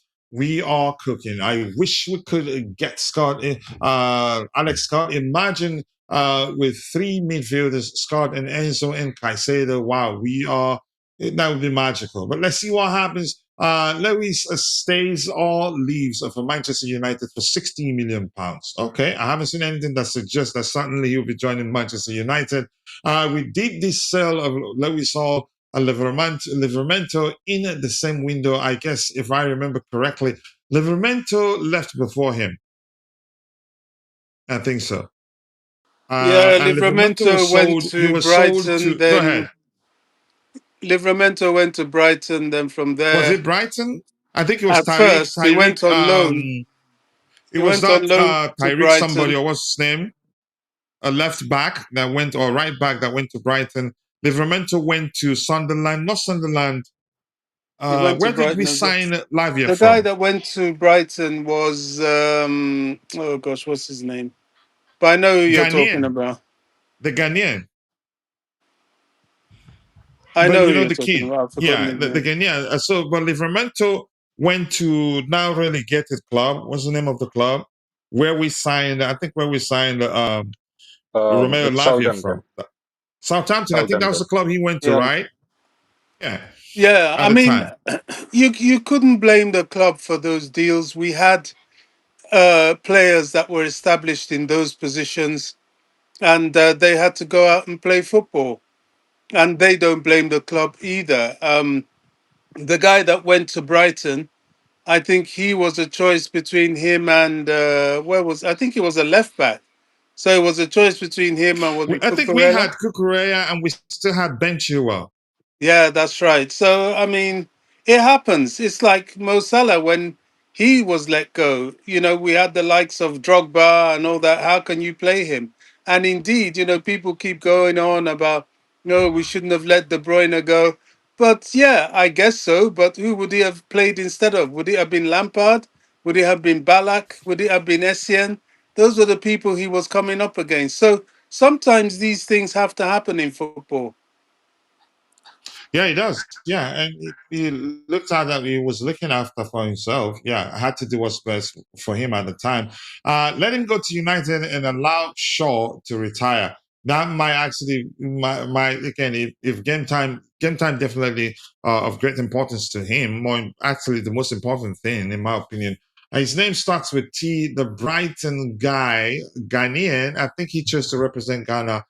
Uh, Tariq? No, I don't know, but that's let me move on from that. Jay, back to you, Jay, but give me a second first. I am quoting Kate Downey from Sky Sports. He's a Newcastle reporter. Man United is the only club looking at Lewis Hall, but it will be a difficult deal. So if we indicate interest, I think we might actually get him. We have interest. We have good relationship with their owners too. It was Tyreek Weren't they saying that Lamptey. about Yes, Morgan that was the Rogers? name. Go ahead, Bobby. Weren't they saying that about Morgan Rogers and Arsenal? Yeah, exactly. Something like that, which was why I said I don't believe it. Yeah. It was Tyreek Lamptey. That kid was big. He refused um, contract extension at Chelsea at the time. I think under Lampard, even Lampard gave him a debut, gave him his debut. And, you could say we were trying to convince him to stay at the time. But even after that debut, he refused to stay and went Yeah, left you us. Yeah. can't keep them all, coach. You know, we have You a cannot. Yeah. plethora of young talents, and some of them will have to slip through the net. And I heard that Bobby, that at a certain point they'd be. I think I don't why I need to educate myself on how that works. At a certain point, the academic players decide whether to continue with Chelsea or leave, right? Oh yeah, when their contract is up, yeah. No, no, not necessarily contract. Maybe I need to learn. Maybe I misread what I Well, saw if at the they're time. But yeah, contracted, they can't just leave. But if their contract is okay. coming up for renewal, then they have a I choice to understand the make. contract aspect. There's something maybe I misunderstand, and I need to re-educate. I need to educate myself on how it really works. Or maybe I could be wrong. Yeah, go ahead, Bobby. No, there's nothing else to say. If you've got a contract and it's up for renewal, it's up to you to decide whether you want to do it or not. Sometimes the club might Before ask they you to sign, extend. I think is he maybe Bobby? Correct me if I'm wrong. I know you understand that process better than I do. I think it's before they sign professional contract, Yeah, that's at a they much can leave. younger age. Exactly. That's That's what I'm like you're saying. They talking can about leave at that 14 point year or olds. continue with Chelsea, right? When it was just more, Yeah. to them at that level, just more like education, just more like the regular school. Yeah, well, Chelsea have to offer you the contract in the first place. That was Okay, what yeah, happened with Musiala. You yeah, know, he was a yeah, he 14-year left, old yeah. kid. Hmm. And I think his parents told him that they want him to go back to Germany, and that's what happened. So that's a different scenario to the likes of Tyreek Lamptey. Lamptey But was either you extend your for contract. Musiala. Yeah, Musiala was, well, how old was he? 14. Okay. So that's when you go in to sign your professional contract, Uh-huh. and he moved on. It's like with Michael Olise's brother. The same thing has happened with Oh, Richard is him. gone. Although he's older, actually, we just let him go. Richard, maybe not as Yeah, good as his brother. All right. Thank you for that. It was Tyreek Judge, and I thank don't you know for what the that. reason is. Yep, Tyreek Lamptey, not Judge. Sorry. And yeah, I appreciate that. Jay, coming back to you, you've heard the news. Mykhailo Mudryk is back, and he will be joining his teammates in Hong Kong immediately. He's been keeping fit. We've seen series of video of him. That he posted online.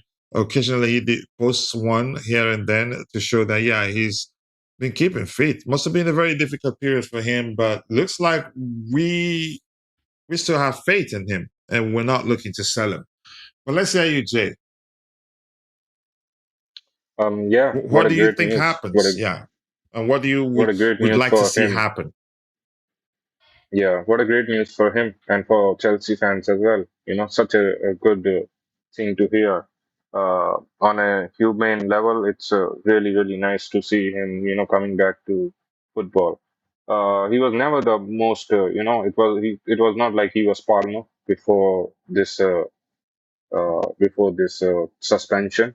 But Mhm. he has his game. He was exciting to watch. He wasn't the most prolific goal scorer, but whenever he was on the pitch, he was one of those players that that is not really going to contribute a lot, but you just love watching them. The likes of João Felix, him, the type We of were guys who still waiting excites for football him to reach fans. a certain level at the time. He wasn't. You can say we were. If you knew him before he joined us, you'd know at the time that something is still missing. He's not quite shown the level that you can say that led to us paying how much we paid for him. But go ahead. Yeah. Uh, he was actually, going in a upward trajectory, and the development Hmm. was slow, but sure, it was happening. We could see that the improvement is there. In the Conference League, the matches that he was playing, we could feel it that, yeah, he is building something nice here, and which could be translated to the Premier League soon. And just then, when we had our hopes high, that unfortunate thing happened to him. And again, uh, very unfortunate because obviously he did not take it willingly. Something just happens like that, and obviously the officials have to do their duty. So I won't really blame anyone in this case, but you have to work around the rules, and these are the uh, bureaucratic hurdles that one has to face in football. But maybe look, most of the people, including me, we know that it may never happen for him at Chelsea. He might never come back and become the guy that we all hope for. And maybe it is somewhat over for him, on a realistic level. Obviously, there is hope, there is still that faith, and that is why a lot of fans are rejoicing it. They are happy about it. But on a realistic level, maybe it never going to happen again now. But still, it feels good. We are happy because, ultimately, these are kids who started playing this sport at a very young age, who fell in love with this game, and then they made it out on the highest level. So that is the point where you as fan feel joy for him, because ultimately it's a kid who was denied playing football, their biggest love, and they are getting the opportunity back to play that sport, uh, which they loved from a very young age. So that is the point where I'm happy, and a lot of fans are happy, and we want him to do. Even if it's not going to happen at Chelsea, maybe he will never reach the levels that he was supposed to, you would still want him to do something really good, at some different club, uh, and get to a decent level where he can be happy and represent his nation, and could do a decent level at the club football as well. So absolutely, it would be the dream for every Chelsea fan that he comes back, he make it out, like he never left, and he is performing at the very best level. He starts for Chelsea. He is locked down as that best winger on that left hand side, and he is, smashing it in the Premier League and Champions League. But it would be hard on a realistic level. Uh, so yeah, really happy. Hopefully, let we have to see how he's performing in the preseason. I'm not expecting him to be, on the highest athletic point, because he has been away from professional football for 2 years now, which is a very big time, very very long time, and I think he is in the best hands. Xabi would see and access him perfectly. And if there is any hope for him at Chelsea, he would be the first guy to ask the club to keep him and make him part of our upcoming season. But he is also the sensible guy who would realize that we have a lot of wingers and a lot of attacking options now. And if he is not, at a level where he can contribute to the season, then it will be unfair fair to him also as a player as well to keep him around and not give him the proper chance to develop and reach the bare minimum levels that a professional athlete should have. So a loan, I won't mind because that would help him maybe get back to the basic levels, and maybe then we can uh, assess him in the next season where he stands and what we have to do with him.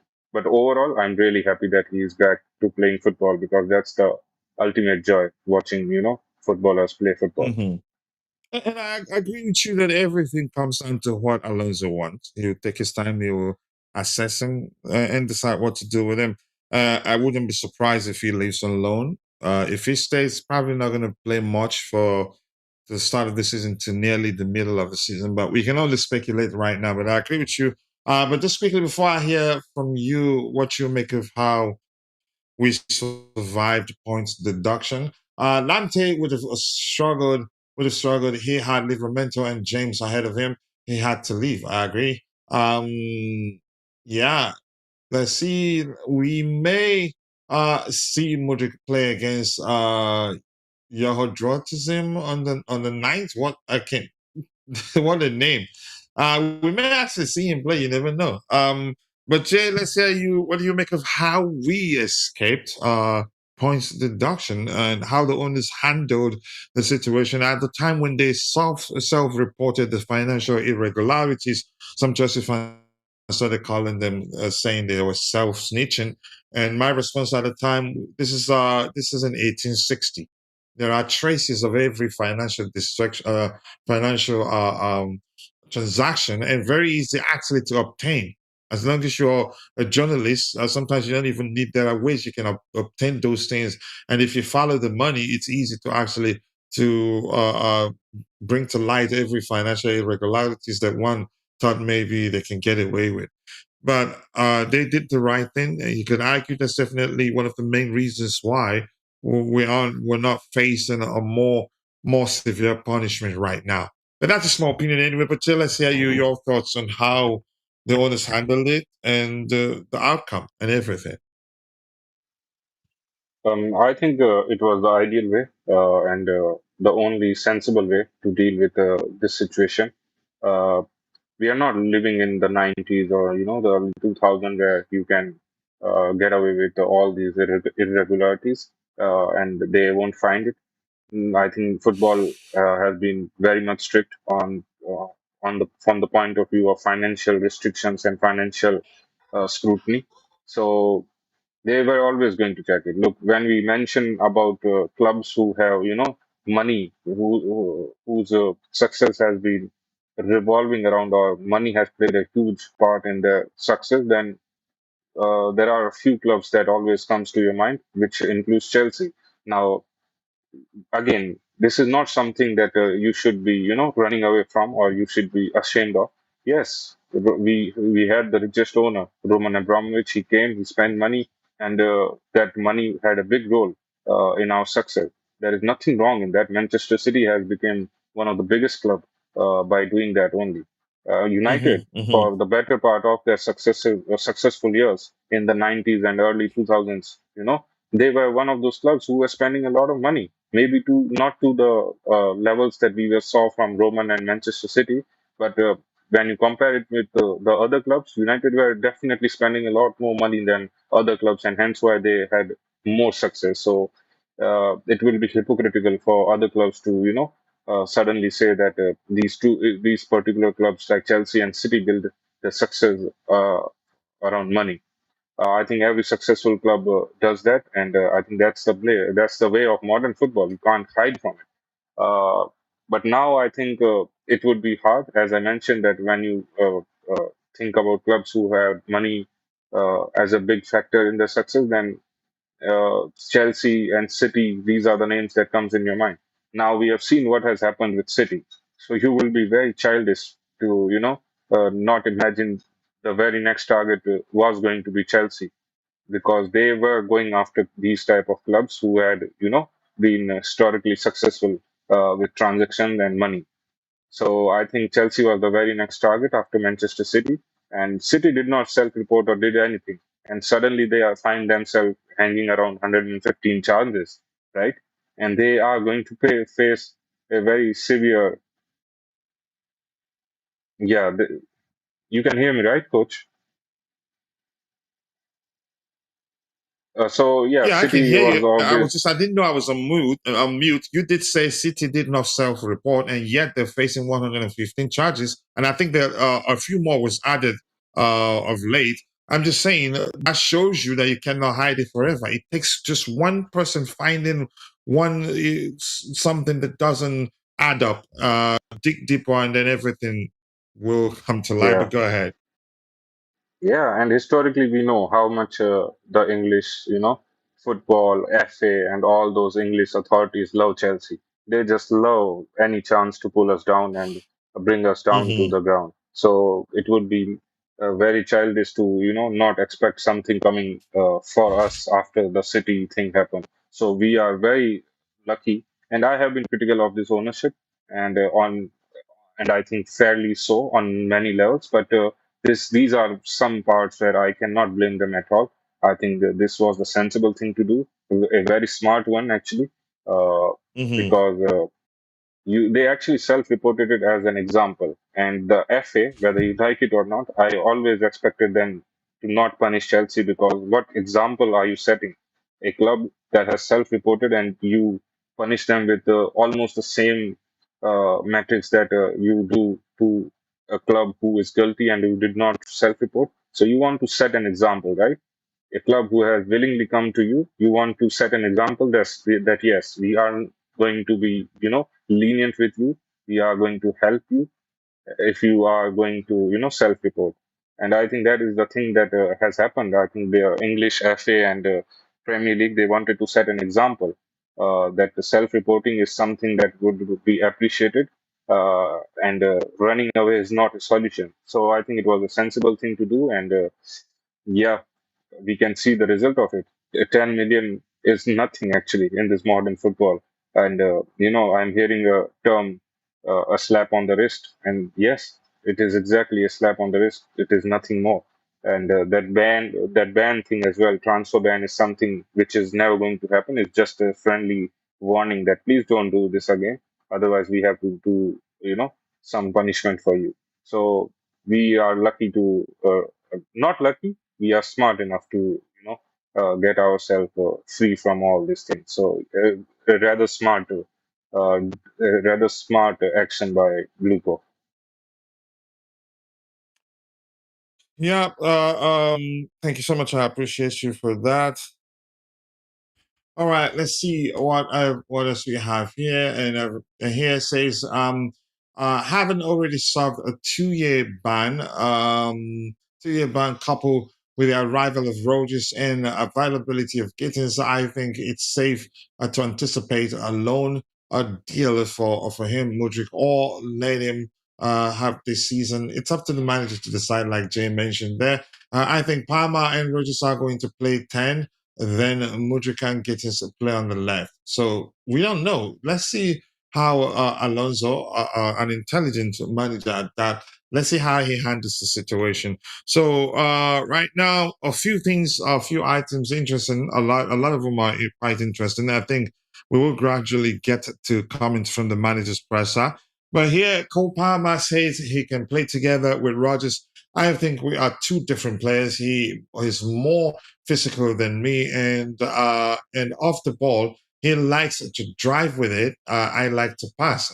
That. I don't think there'll be a better um, description with regards to how they differ. So yeah, I think we can play together, and we played together when we was young. Okay, anyway, so let me just read it as I see it on the screen. it makes sense. So he understands how they differ, and that's accurate. Roger likes to drive the ball with the ball. Cole Palmer likes to pass with the ball. Roger more physical than Cole Palmer. And off the ball, I don't. Cole Palmer, I think people don't give him a lot of credit with regards how well he does in terms of what I call aimed. You could say pressing or targeted pressing, and I think it was under Pochettino that he on or Maresca in one season on 3 occasions he won the ball in the final third that we ended up scoring with.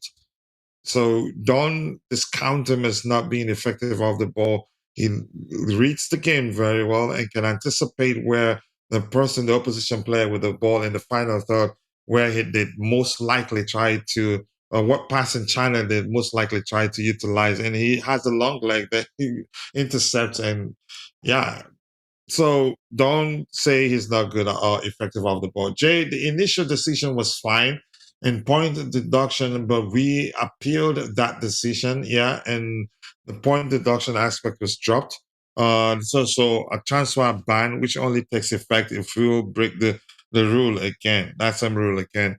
Um, this says, I think Rogers will play as a 10, Palmer on the right. We get to see, it depends on the structure, and Mudryk competing with each other on the left wing. It's a possibility, but good one there, Mabasan. Thank you for sticking with the topic this time.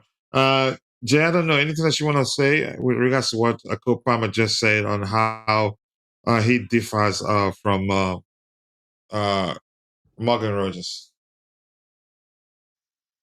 Yeah, I think he has been very precise and to the point, and I can see those differences. We can all see that the major differences are in terms of how Rogers likes to carry the ball.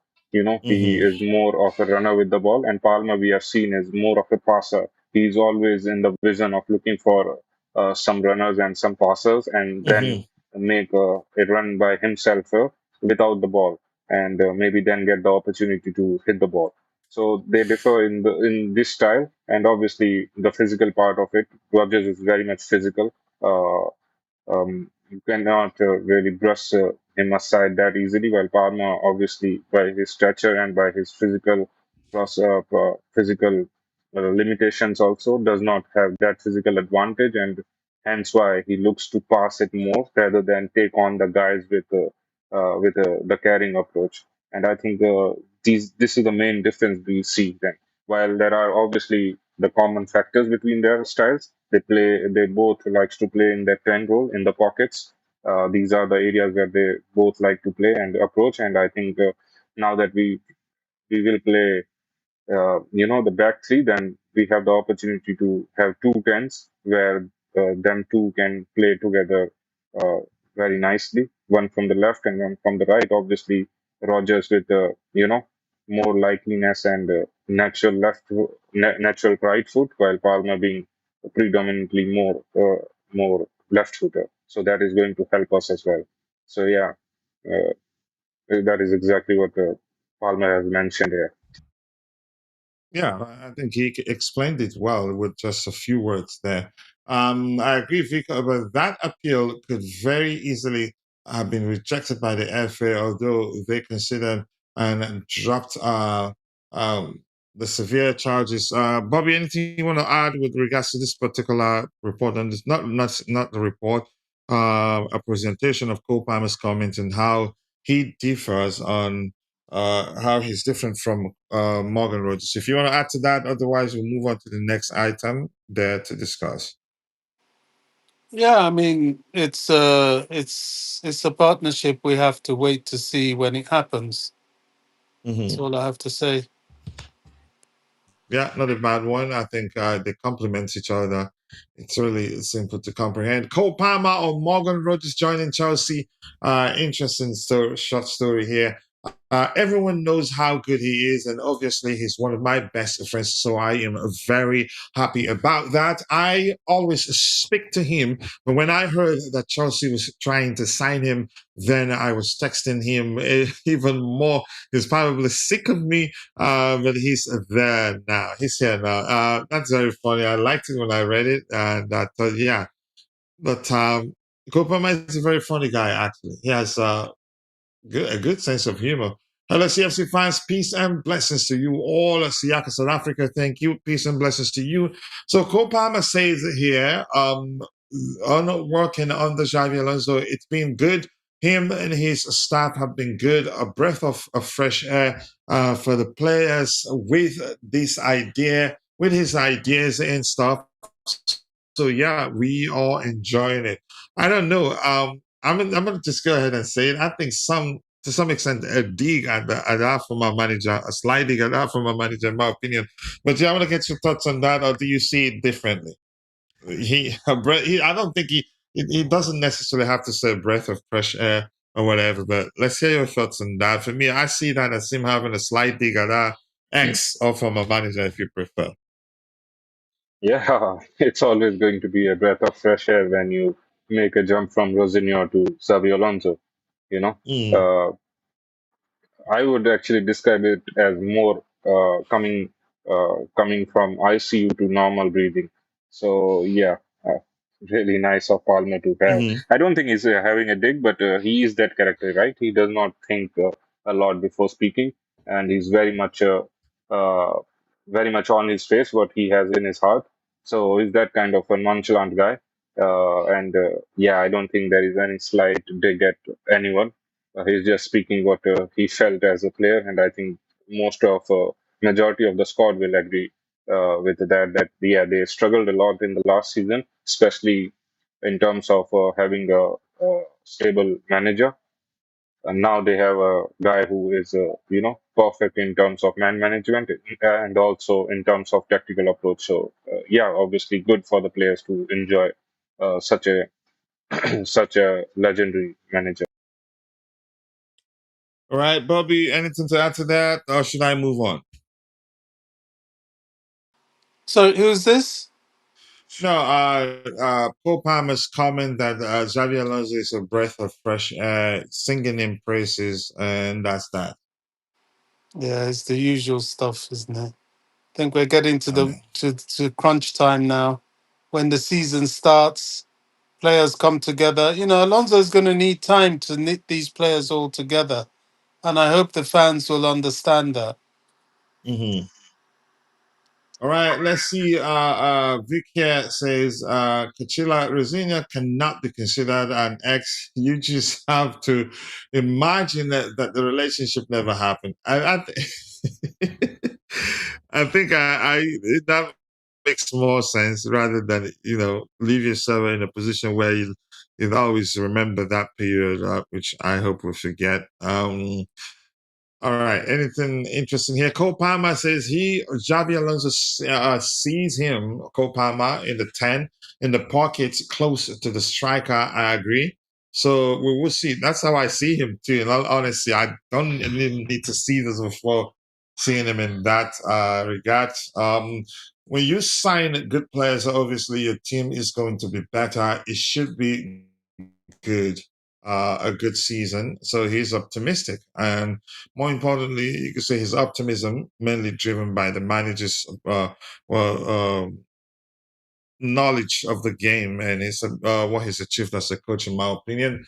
Yeah, Michi Bashwaye, Jay's brother. So Kopama, it was strange. I didn't know where to go. I think it's important. Context is needed here. I think that was his response to the question of how he felt to be left out of England's World Cup squad. But I'm just going to read this. It says, Cole Palmer says it was strange.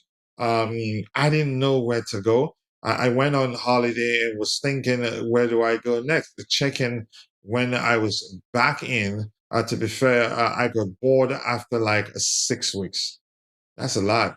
Palmer, my summer was great. It was like 7 weeks off of something which I've never had. It was good. So, but I think this is missing context. The quoted text there, or the but yeah, it says, well, I'm not going to call Rosinia an ex-coach because it's not like that in the relationship with this rubbish mediocre. Yeah, go away. I was referring to yesterday. Jay mentioned Mitchell Batshuayi. Yeah, he loves loves Mitchell Batshuayi. So if you see him, remind him. All right. Anything else? Yeah. Cole Palmer, when asked if he watched England versus Mexico in a round of 16 that kicked off at 2 a.m. UK time, he says, yeah, but then I fell asleep at halftime. This kid is very, very funny, really. Anything else? Yeah. Cole Palmer and his code celebration, I've trademarked it. So if Morgan Rogers, tries to do anything, he will have the bailiffs. Well, I'm guessing that's an English something at his door. All right, Antonio Silva, somebody that I want us to sign. I'm not sure why we're actually interested in signing him. Copama says my summer was great. If he was okay, I think we've addressed something similar. And if you're in the chat, if you have any questions, drop it in the chat. We'll try to address it. Otherwise, we'll continue news hunting. I don't want to read this opinion yet. Xabi Alonso, I think we're going to be seeing a lot of his comments now, and that was actually from yesterday. I needed to get Jay and Bobby on FIFA FFE investment. uh, Siaka here says, I agree with you, Bobby. Xavi also need a lot of time to put his team together, more than one season, but who's to say miracle will not happen this season? It's football, really. Anything can happen. Um, all right, I'm still waiting for Jake. I've read that one. Keep dropping the likes on the stream, people. The likes do go a long way. So Xabi Alonso on Moises Caicedo. He said, I've been missing my midfielder because I really admire him from outside. You see his quality, his heart, his mentality. I had heard a lot. He's a top player for me. One of the best holding midfielders in the world, no doubt. So he really likes him. Absentin Dante. That's a good one. I think I might actually call him that when I see him next. So it looks like Alonso is excited to work with Moses Caicedo. Didn't mince words there. I don't know if anybody wants to add to that. Otherwise, I'm going to keep reading ISAPs from the manager's presser. I'm glad that he sees what's his name? Moses Caicedo as one of the best defensive holding midfielders in the world. And I think Caicedo definitely will become better under him. All right, let's see. What else do we have here? Xabi Alonso is okay, it will only take preseason together. I hope so. But yeah, I understand Bobby's concerns because we're making a lot of changes. But we still have the core of the squad, which gives me hope. It won't be as bad. It will not be bad, but I think making that many changes almost always will present some measure of issues. But we're being strategic. We signed how many from the Premier League, experienced players. I think that makes a whole lot of difference. I think that will mean that yeah, the you can say the adverse effects on a team that comes with the team making too many changes. I think it won't be as severe as usual. Xavi Alonso says Moses Caicedo and Nicholas Jackson joined yesterday in the squad of all the players, and Nico is part of the squad, and we welcome him and we start with him from today. Jay, I wanted to ask you this. Uh, what do you think happens to Nicholas Jackson? Are you one of those that believe? I'm one, actually, to be make that point clear here. That I think he eventually joins Aston Villa. Jay. Yes, look, for I mean, it has been talked about everywhere that how Emery loves him, and even Aston Villa appreciates him, and they are the most possible probable team to pay around 60 plus million for him.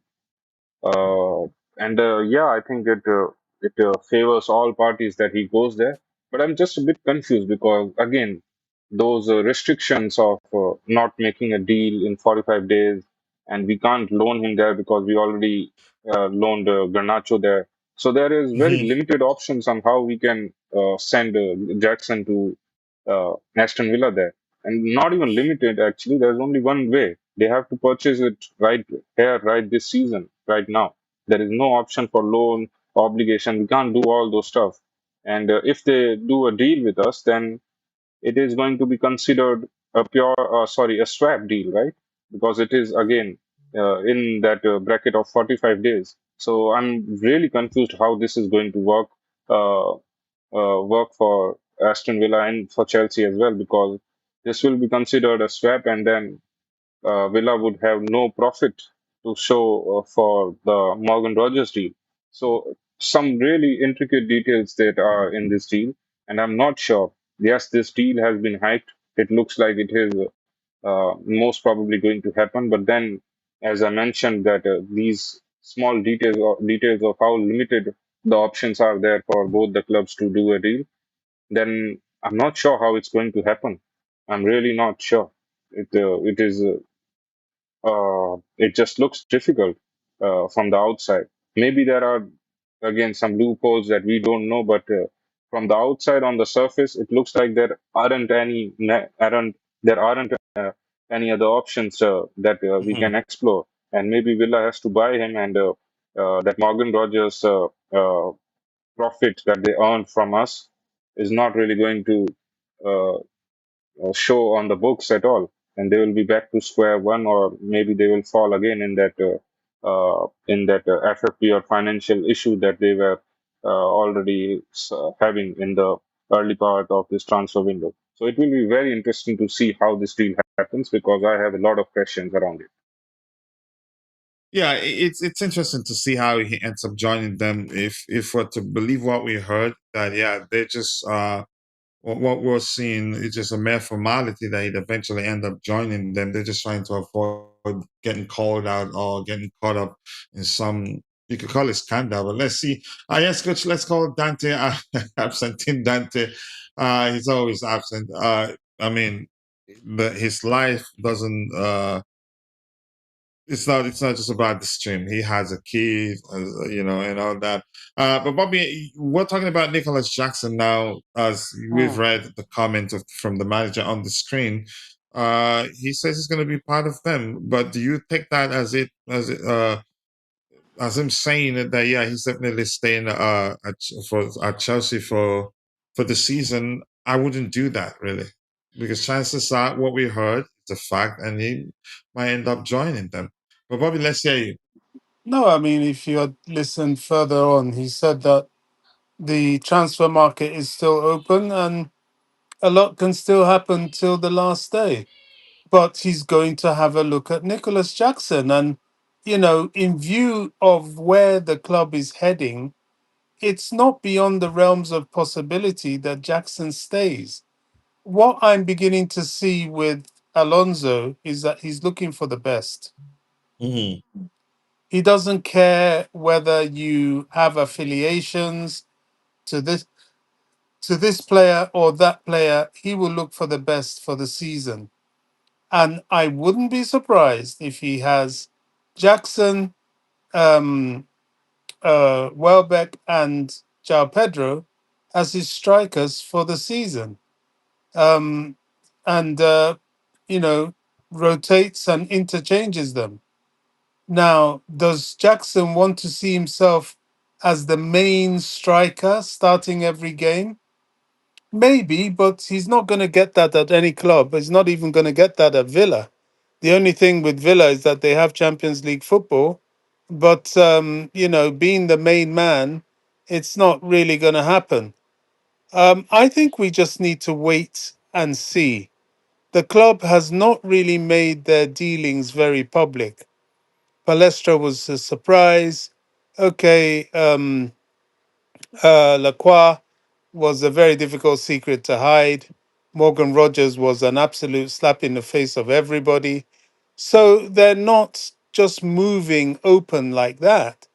And I think it'll be interesting what happens with Jackson.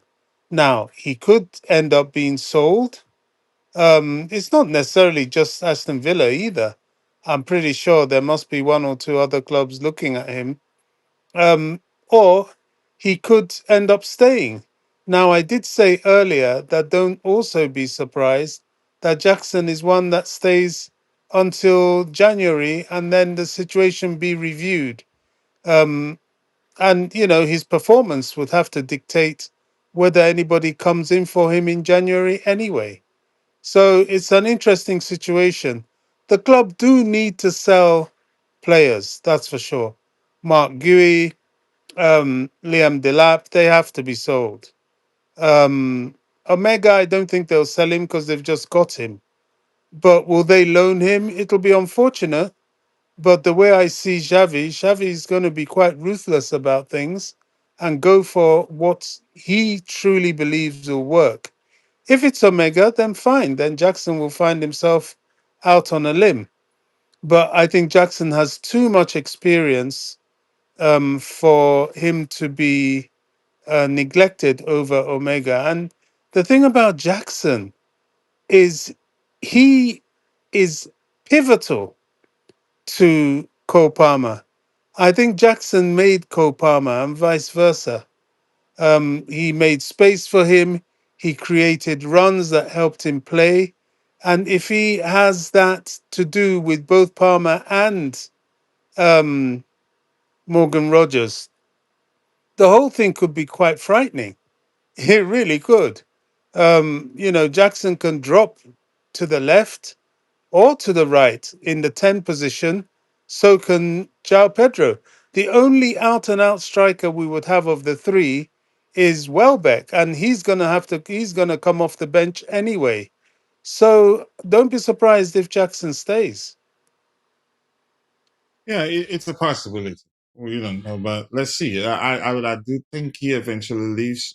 Given my suspicion, I'm not saying I don't have sources at the club that tells me what's going on. I think if we're to believe what we've had so far, um, let me see. I think I scrolled down too quickly. I'm not to say, okay, I'm not to say Mudryk coming to CFC will be a huge problem. He will not feature in matches. He will be like Starlin, really. Rogers moved to Chelsea on July 21st. 45 days will be on September 3rd. So, yeah, could still happen if we're going by the 45 days wait that are being reported. I heard there's also 9 month academy transfer ban, coach, not suspended though. Oh yeah, but I think we have enough numbers in that aspect. My boy says, my boy Nico Jackson. Yes, I am happy he is staying. You can't be certain when it comes to that. Emira Jackson, the lab Webagi, João Pedro, they all can now stay definitely. Okay, but definitely, I think what's his name? The lab. I think yeah, he's gonna leave given what we heard. Alonso confirms that Lavia is fit for tomorrow, and he did let us know. I think before the game against the WSW for short, that no, it was nothing serious. They're just being cautious, and which makes sense. Xabi Alonso There, on there, Cole Palmer. We're going to be reading a lot of what the manager has to say about Cole Palmer. But please, if you haven't, take a second, drop a like on the video. We have 21 likes right now. I think we should be doing a lot better than that. It reads, Cole Palmer, he's going to be a leader on the pitch. Okay. Have I seen anything that suggests he's capable of actually being a leader on the pitch? He leads by example. That's all I can remember. So the better Cole we have, the better Chelsea will have. That's for sure. And I think that having a proper training, having a proper preparation is going to be important for him. And you see that he is really focused on that, and we are connecting. We are getting each other. And so far, I like his personality. Uh, Jay, Cole Palmer, a leader on the pitch, maybe leading by example. I don't know. I don't think I've seen anything to say, suggest it be a leader on the pitch. Maybe one that leads by example, I'd say yes, because we've seen occasions where we struggled during games and he did took it upon himself and pulled the rabbits out of the hat and helped us win those games in question. But I don't know. Maybe Alonso can change that. But Jay, let's hear you. Yeah, I would agree with you that he is more of a person who leads with example with his performances on the pitch. Mhm. But I'm not sure if it is evident, but there is definitely a bit of shift in Palmer's attitude, especially after the World Cup. He's more vocal, he's more opening his conversations with his fellow players, even his Would you say interactions it on comes social across as media more and every mature? more mature and more opening, I would say. First, maybe this is just some over exaggerated observation by me, but it looked like he had a very closed environment around him where only tossing could be allowed. But it feels like this season is more opening. We can see the interactions of him with multiple players of the squad. Even on social media, on how he speaks with the media as well. I think that has improved a lot more, better. He gives more detailed answers now, and these are just small details. Obviously, make make whatever you want to make out of it. But yeah, I would like to think that some maturity has been seen in his personality, especially uh, after the World Cup. And yeah, so his interaction with the not so popular young guys of the squad as well, with the academy lads as well. We have seen how he spoke about some academy players as well. So these are the traits which makes you more more acceptable by everyone at the club. And I think there is definitely some sort of work done by him on this part of his personality. So whether that's enough to be a vocal leader or a captain material, I'm not sure, but that's definitely an important part because you want your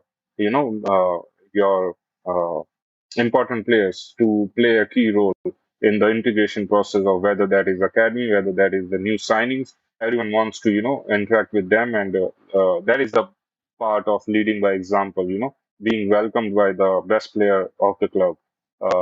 So yeah, there is definitely an improvement in his personality, and maybe with the performances on the pitch, we are definitely going to see a bit different Cole Palmer than what we used to saw. I don't blame him for that. Obviously, new to the club, a shy guy. he has a very unique kind of nature and personality, which is very much okay to have. But I think he's working on it, and I think this cannot be a coincidence that Xavi also is speaking about that in the press conference. No, definitely cannot be a coincidence. Bobby Cole Palmer, a leader on the pitch, according to can be. He's not saying he's one yet. Do you see it, Bobby? Um, a leader on the pitch. I don't think he has that sort of stature in terms of his personality.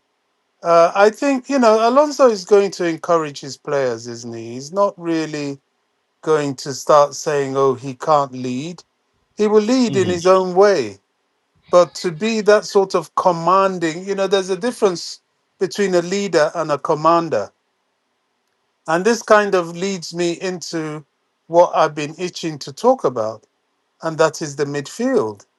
I think the midfield's going to be very, very interesting how it pans out, especially if Jordan Henderson arrives. I think it may. I mean, Lavia owes us so much football that they're not going to ditch him. But reluctantly, I think it may lead to a loan of Esugo, especially if Enzo Fernandez stays. Now, that's where leadership comes. People like him, he has the stature, but does he have the playing ability? Caicedo definitely has both the stature and the playing ability to lead. I don't even look at João Pedro as a leader. I know he has the playing ability, but he doesn't really have that stature. You know, a leader is something quite influential. Reece James recently has got it, but he doesn't have too much of that stature. You know, the Aspilaquetas of this world, that 7 out of 10 every game, and you will see how he commands the team if he's not driving the team. Leaders were people like Drogba. I think Drogba was somebody that was highly underappreciated in that aspect at Chelsea. I thought he was a heavy leader in the dressing room, and he did a lot of leadership alongside John Terry. So that is the one area, because I've been a little bit skeptical about the arrival of Jordan Henderson.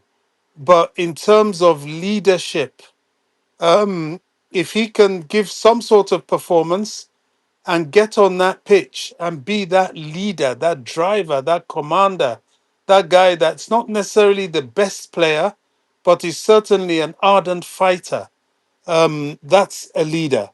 Cole Palmer, it will be always an excellent player, but I wouldn't look to him to be a leader of the team as such. He'll be one of those um, influential players, certainly in the dressing room, but to be the leader is quite a different thing. I mean, let him lead by example. That is a plus. He doesn't have to be the most vocal on the pitch, you understand? And I think that may well be what the manager is referencing. Lead by example, carry the team. You know, if things aren't going our way, show extra effort and help us get a result. So, but I do understand what you mean. I wouldn't say a leader in terms of how In, vocal he do you know can what? be, or In others in listening to him and all that. in Mm. that sense, I know he's irritated the hell out of all of us, but in that sense, Enzo is a Mm. leader. Enzo is a fighter on the field. Oh Now, yeah, he is. is he the best player? No, but he carries that aura about him.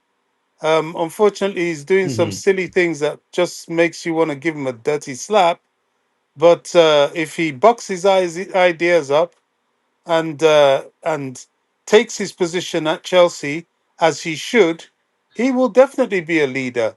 And I think that's why he was given the vice captain armband, because of that aura that he has. Unfortunately, he doesn't have the temperament at the moment to go with it. No, he's been childish. Oh, you get the point. All right. So Xabi Alonso on Maxence Lacroix. He says, I know Maxence from my time in the Bundesliga. I think his progression and adaptation in the Premier League has been a fantastic, not just on the pitch, but in terms of personality and leadership. He also has these attributes, so to speak. It is a very reliable player who will give us power in the defensive line. He has an assurance that will have a big direct impact on the team. I am sure. I am sure. He says so. It's a great signing for now and for the future. He has a strong personality. He's mature and he wants to win. He has a winner's mentality and also loves to defend. That is something Xabi Alonso likes about him. And he's always followed Chelsea as at a very young age. Wanted to come to us. As we heard from Transfer Guru himself, he wants the deal. He agreed personal terms long time ago, while the two clubs were still negotiating to try to find an agreement. So I'm happy we signed him. A lot of Chelsea fans watched him with inflated expectations during the World Cup and ended up getting disappointed and started pushing the narrative that he's not good enough for Chelsea and we shouldn't sign him because of, Jude Bellingham mopping the stadium carpet with him. That happens. We've been there before. Even Vigil Van Dijk, if you look, there are blooper videos out there to see of him getting smoked on the pitch. So I don't know. I'm happy, and I'm happy the manager is happy. It's a good thing he knew him during his time as a manager in the Bundesliga. So yeah, I don't know if you have anything to add to that, Bobby.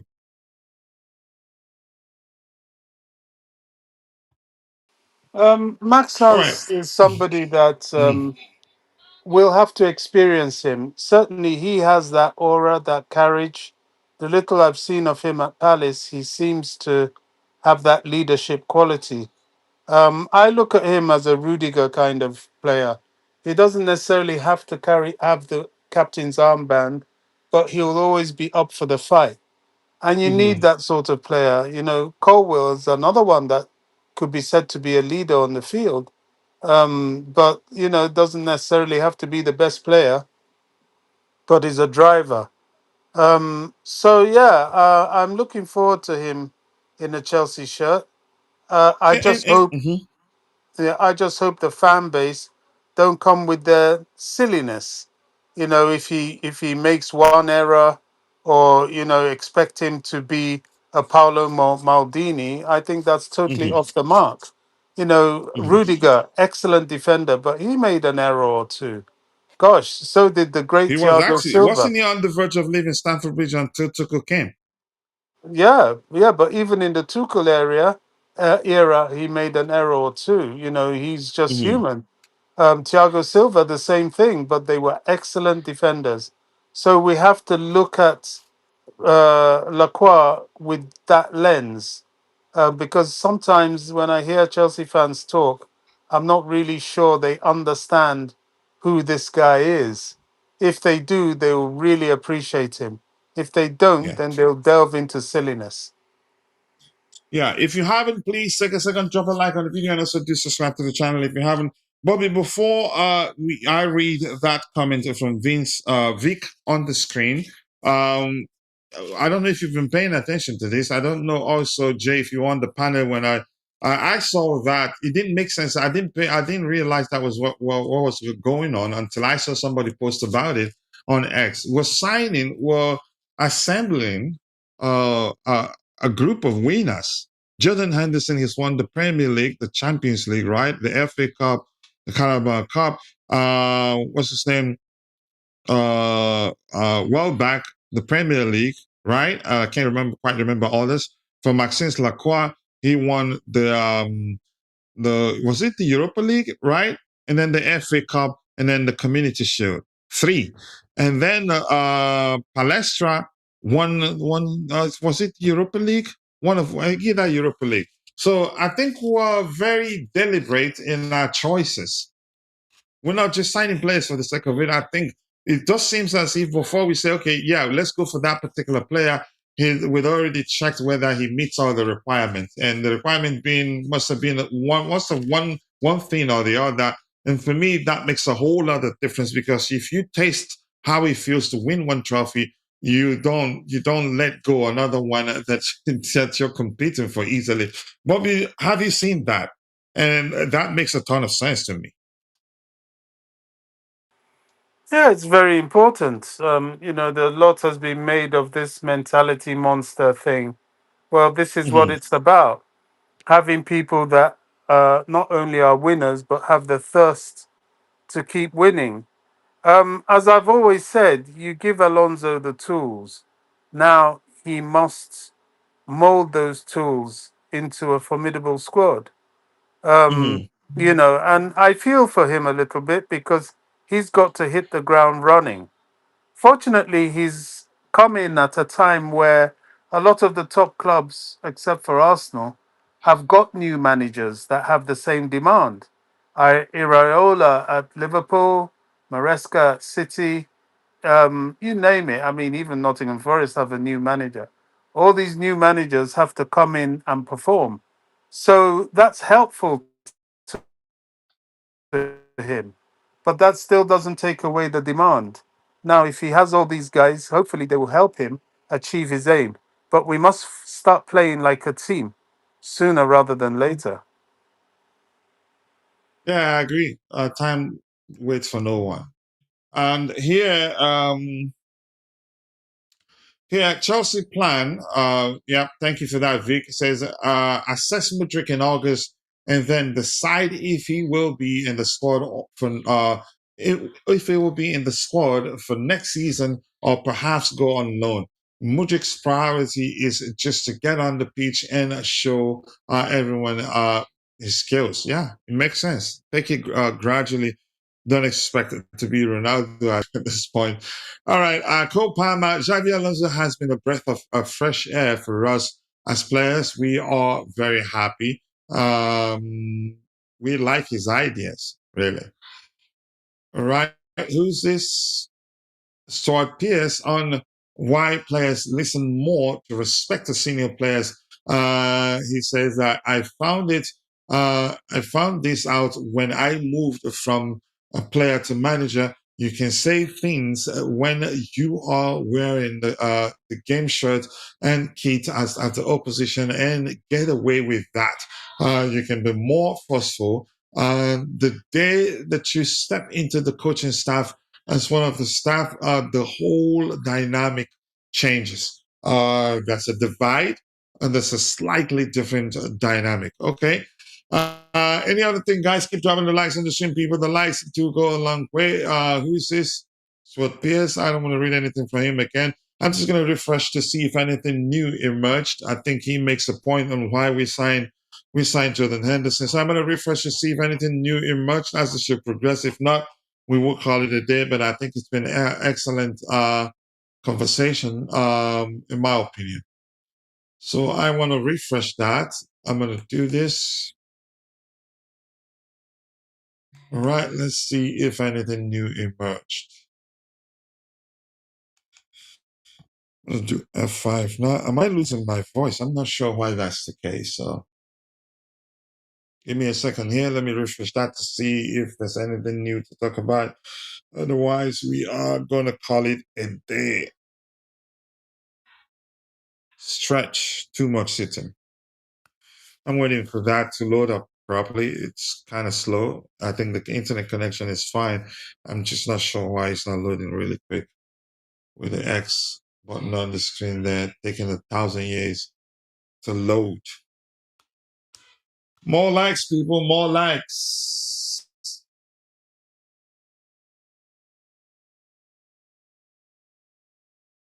All right, let's see. I'm just waiting to see if that changes. I'm not sure why the likes count are dropping. I don't know.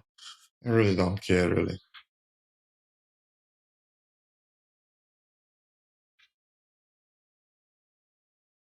All right. Let me decide to do with that. Come on, refresh, man. If there's nothing, we can call it a day.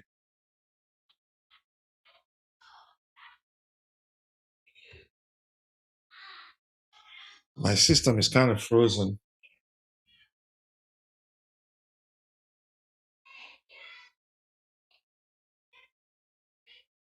All right, let's see. Let me check whether anything new emerged. I think we should go out on loan. Vince's opinion that Chelsea have signed Julia Dragoni on a 4-year contract from Barcelona. I don't know how Trevor Chalobah, we've addressed this, on the verge of joining Como. But that's, by the way, nothing new here. And Vince is saying, Vic, so to speak. Let me read that so we can call it a day. All right, let me see here. Why did it freeze? Jesus Christ, what's going on here? All right, this reads Enzo Fernandez's agent conversation with Chelsea and the player in the next days. It's time to decide whether they will work together again or leave. I think the most likely outcome, he will stay at Chelsea for another season because, yeah, we haven't heard that any club is really pushing to sign him. But that's, by the way, nothing else for me. Jay, anything else you want us to talk about on your end?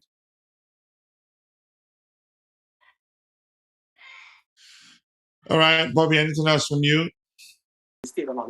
No, coach. I'm just hearing some things from Fabrizio. All right, it doesn't look like there's anything else from Bobby's end. Um, all right, I want to say thank you to all of you for finding the time to join the conversation this particular afternoon. For me, thank you to Bobby asking a panelist and my bro Jay, and to all of you in the chat. Vic, thank you for joining. Who else is here? Coach, Mabas, just one aka thing Andy. quickly. according to Mm-hmm. Fabrizio, Welbeck and Henderson is done, but there's still Oh, discussions okay. going on about Enzo. Okay. All right. Thank you so much for that update, buddy. We also have, I'm quite sure you guys saw them. We also have Black Mass here. Abbas oh 05, Siaka, South Africa. My bro, Jay, I've said hello to you. Vic, I'll say hello to you. Who else was here? The man follower was also here. And if I miss your name, apologies. See you guys next time. God bless us all. And cheers.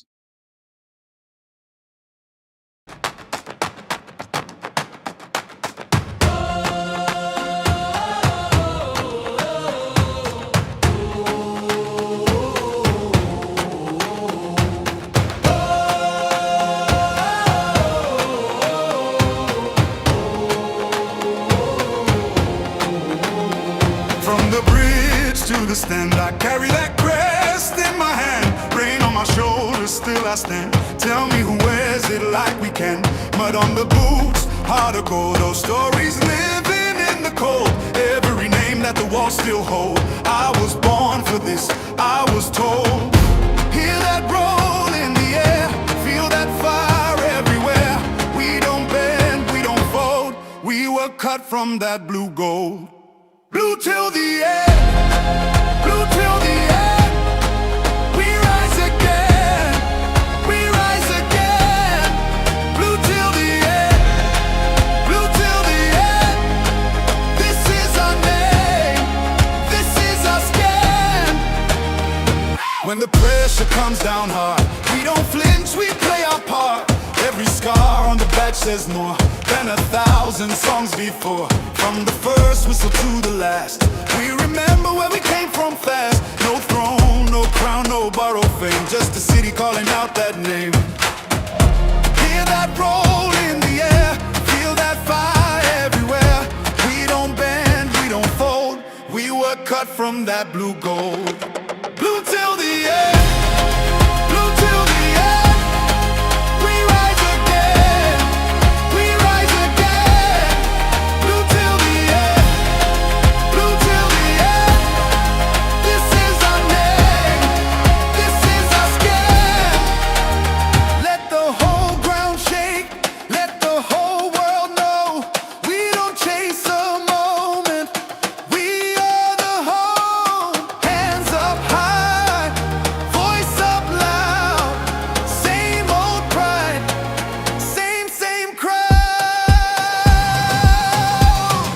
Blue till the end, blue till the end.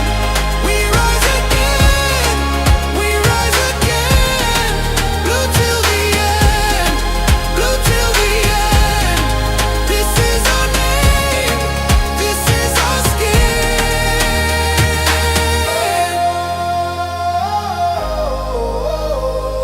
Yeah.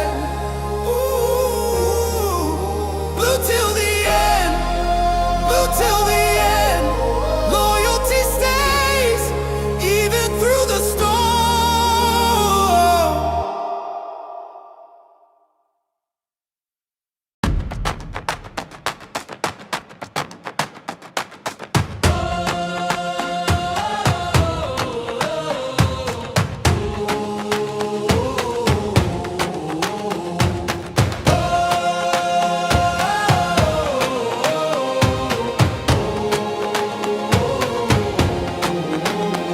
From the bridge to the stand, I carry that crest in my hand. Rain on my shoulders, still I stand. Tell me who wears it like we can.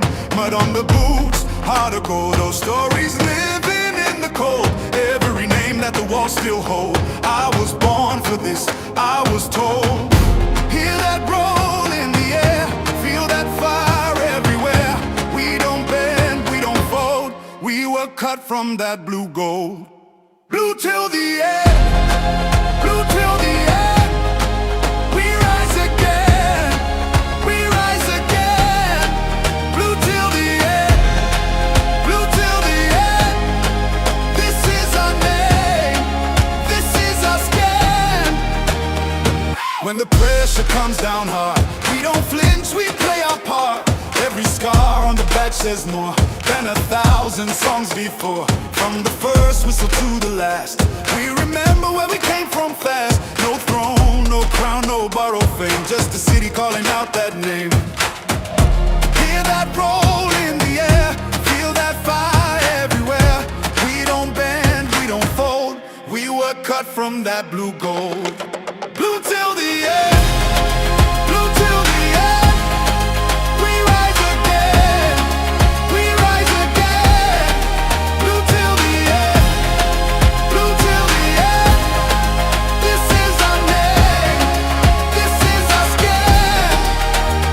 Let the whole ground shake, let the whole world know. We don't chase a moment, we are the home. Hands up high, voice up loud. Same old pride, same crowd. Blue till the end, blue till the end.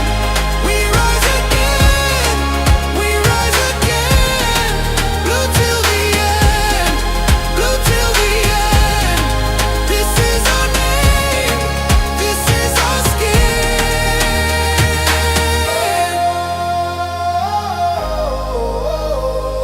Yeah. Ooh.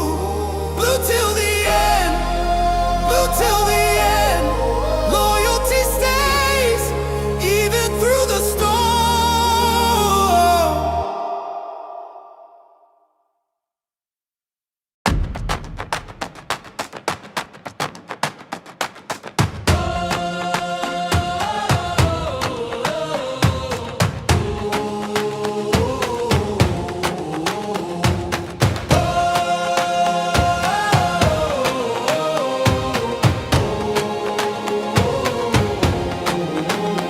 From the bridge to the stand, I carry that crest in my hand. Rain on my shoulders, still I stand. Tell me who wears it like we can. Mud on the boots, heart of gold. Those stories living in the cold. Every name that the walls still hold. I was born for this, I was told. Hear that roll in the air, feel that fire everywhere. We don't bend, we don't fold. We were cut from that blue gold. Blue till the end, blue till the end. We rise again, we rise again. Blue till the end, blue till the end. This is our name, this is our skin. When the pressure comes down hard, we don't flinch, we play our part. Every scar on the badge says more than 1,000 songs before. From the first whistle to the last, we remember where we came from fast. No throne, no crown, no borrowed fame, just a city calling out that name. Hear that roll in the air, feel that fire everywhere. We don't bend, we don't fold, we were cut from that blue gold. Blue till the end, blue till the end. We rise again, we rise again. Blue till the end, blue till the end. This is our name, this is our skin. Let the whole ground shake, let the whole world know. We don't chase a moment, we are the home. Hands up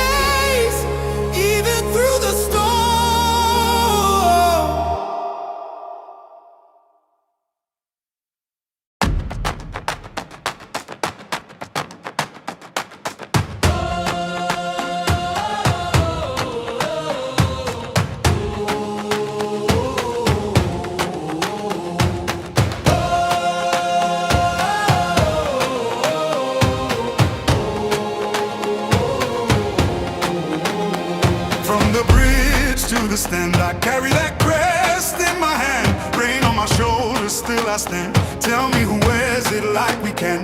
Mud on the boots, heart of gold. Those stories living in the cold. Every name that the walls still hold. I was born for this, I was told. Hear that roll in the air, feel that fire everywhere. We don't bend, we don't fold. We were cut from that blue gold. Blue till the end, blue till the end. We rise again, we rise again. Blue till the end, blue till the end. This is our name, this is our skin. When the pressure comes down hard, we don't flinch, we play our part. Every scar on the back says more than 1,000 songs before. From the first whistle to the last, we remember where we came from fast. No throne, no crown, no borrowed fame, just a city calling out that name. Hear that roll in the air, feel that fire everywhere. We don't bend, we don't fold, we were cut from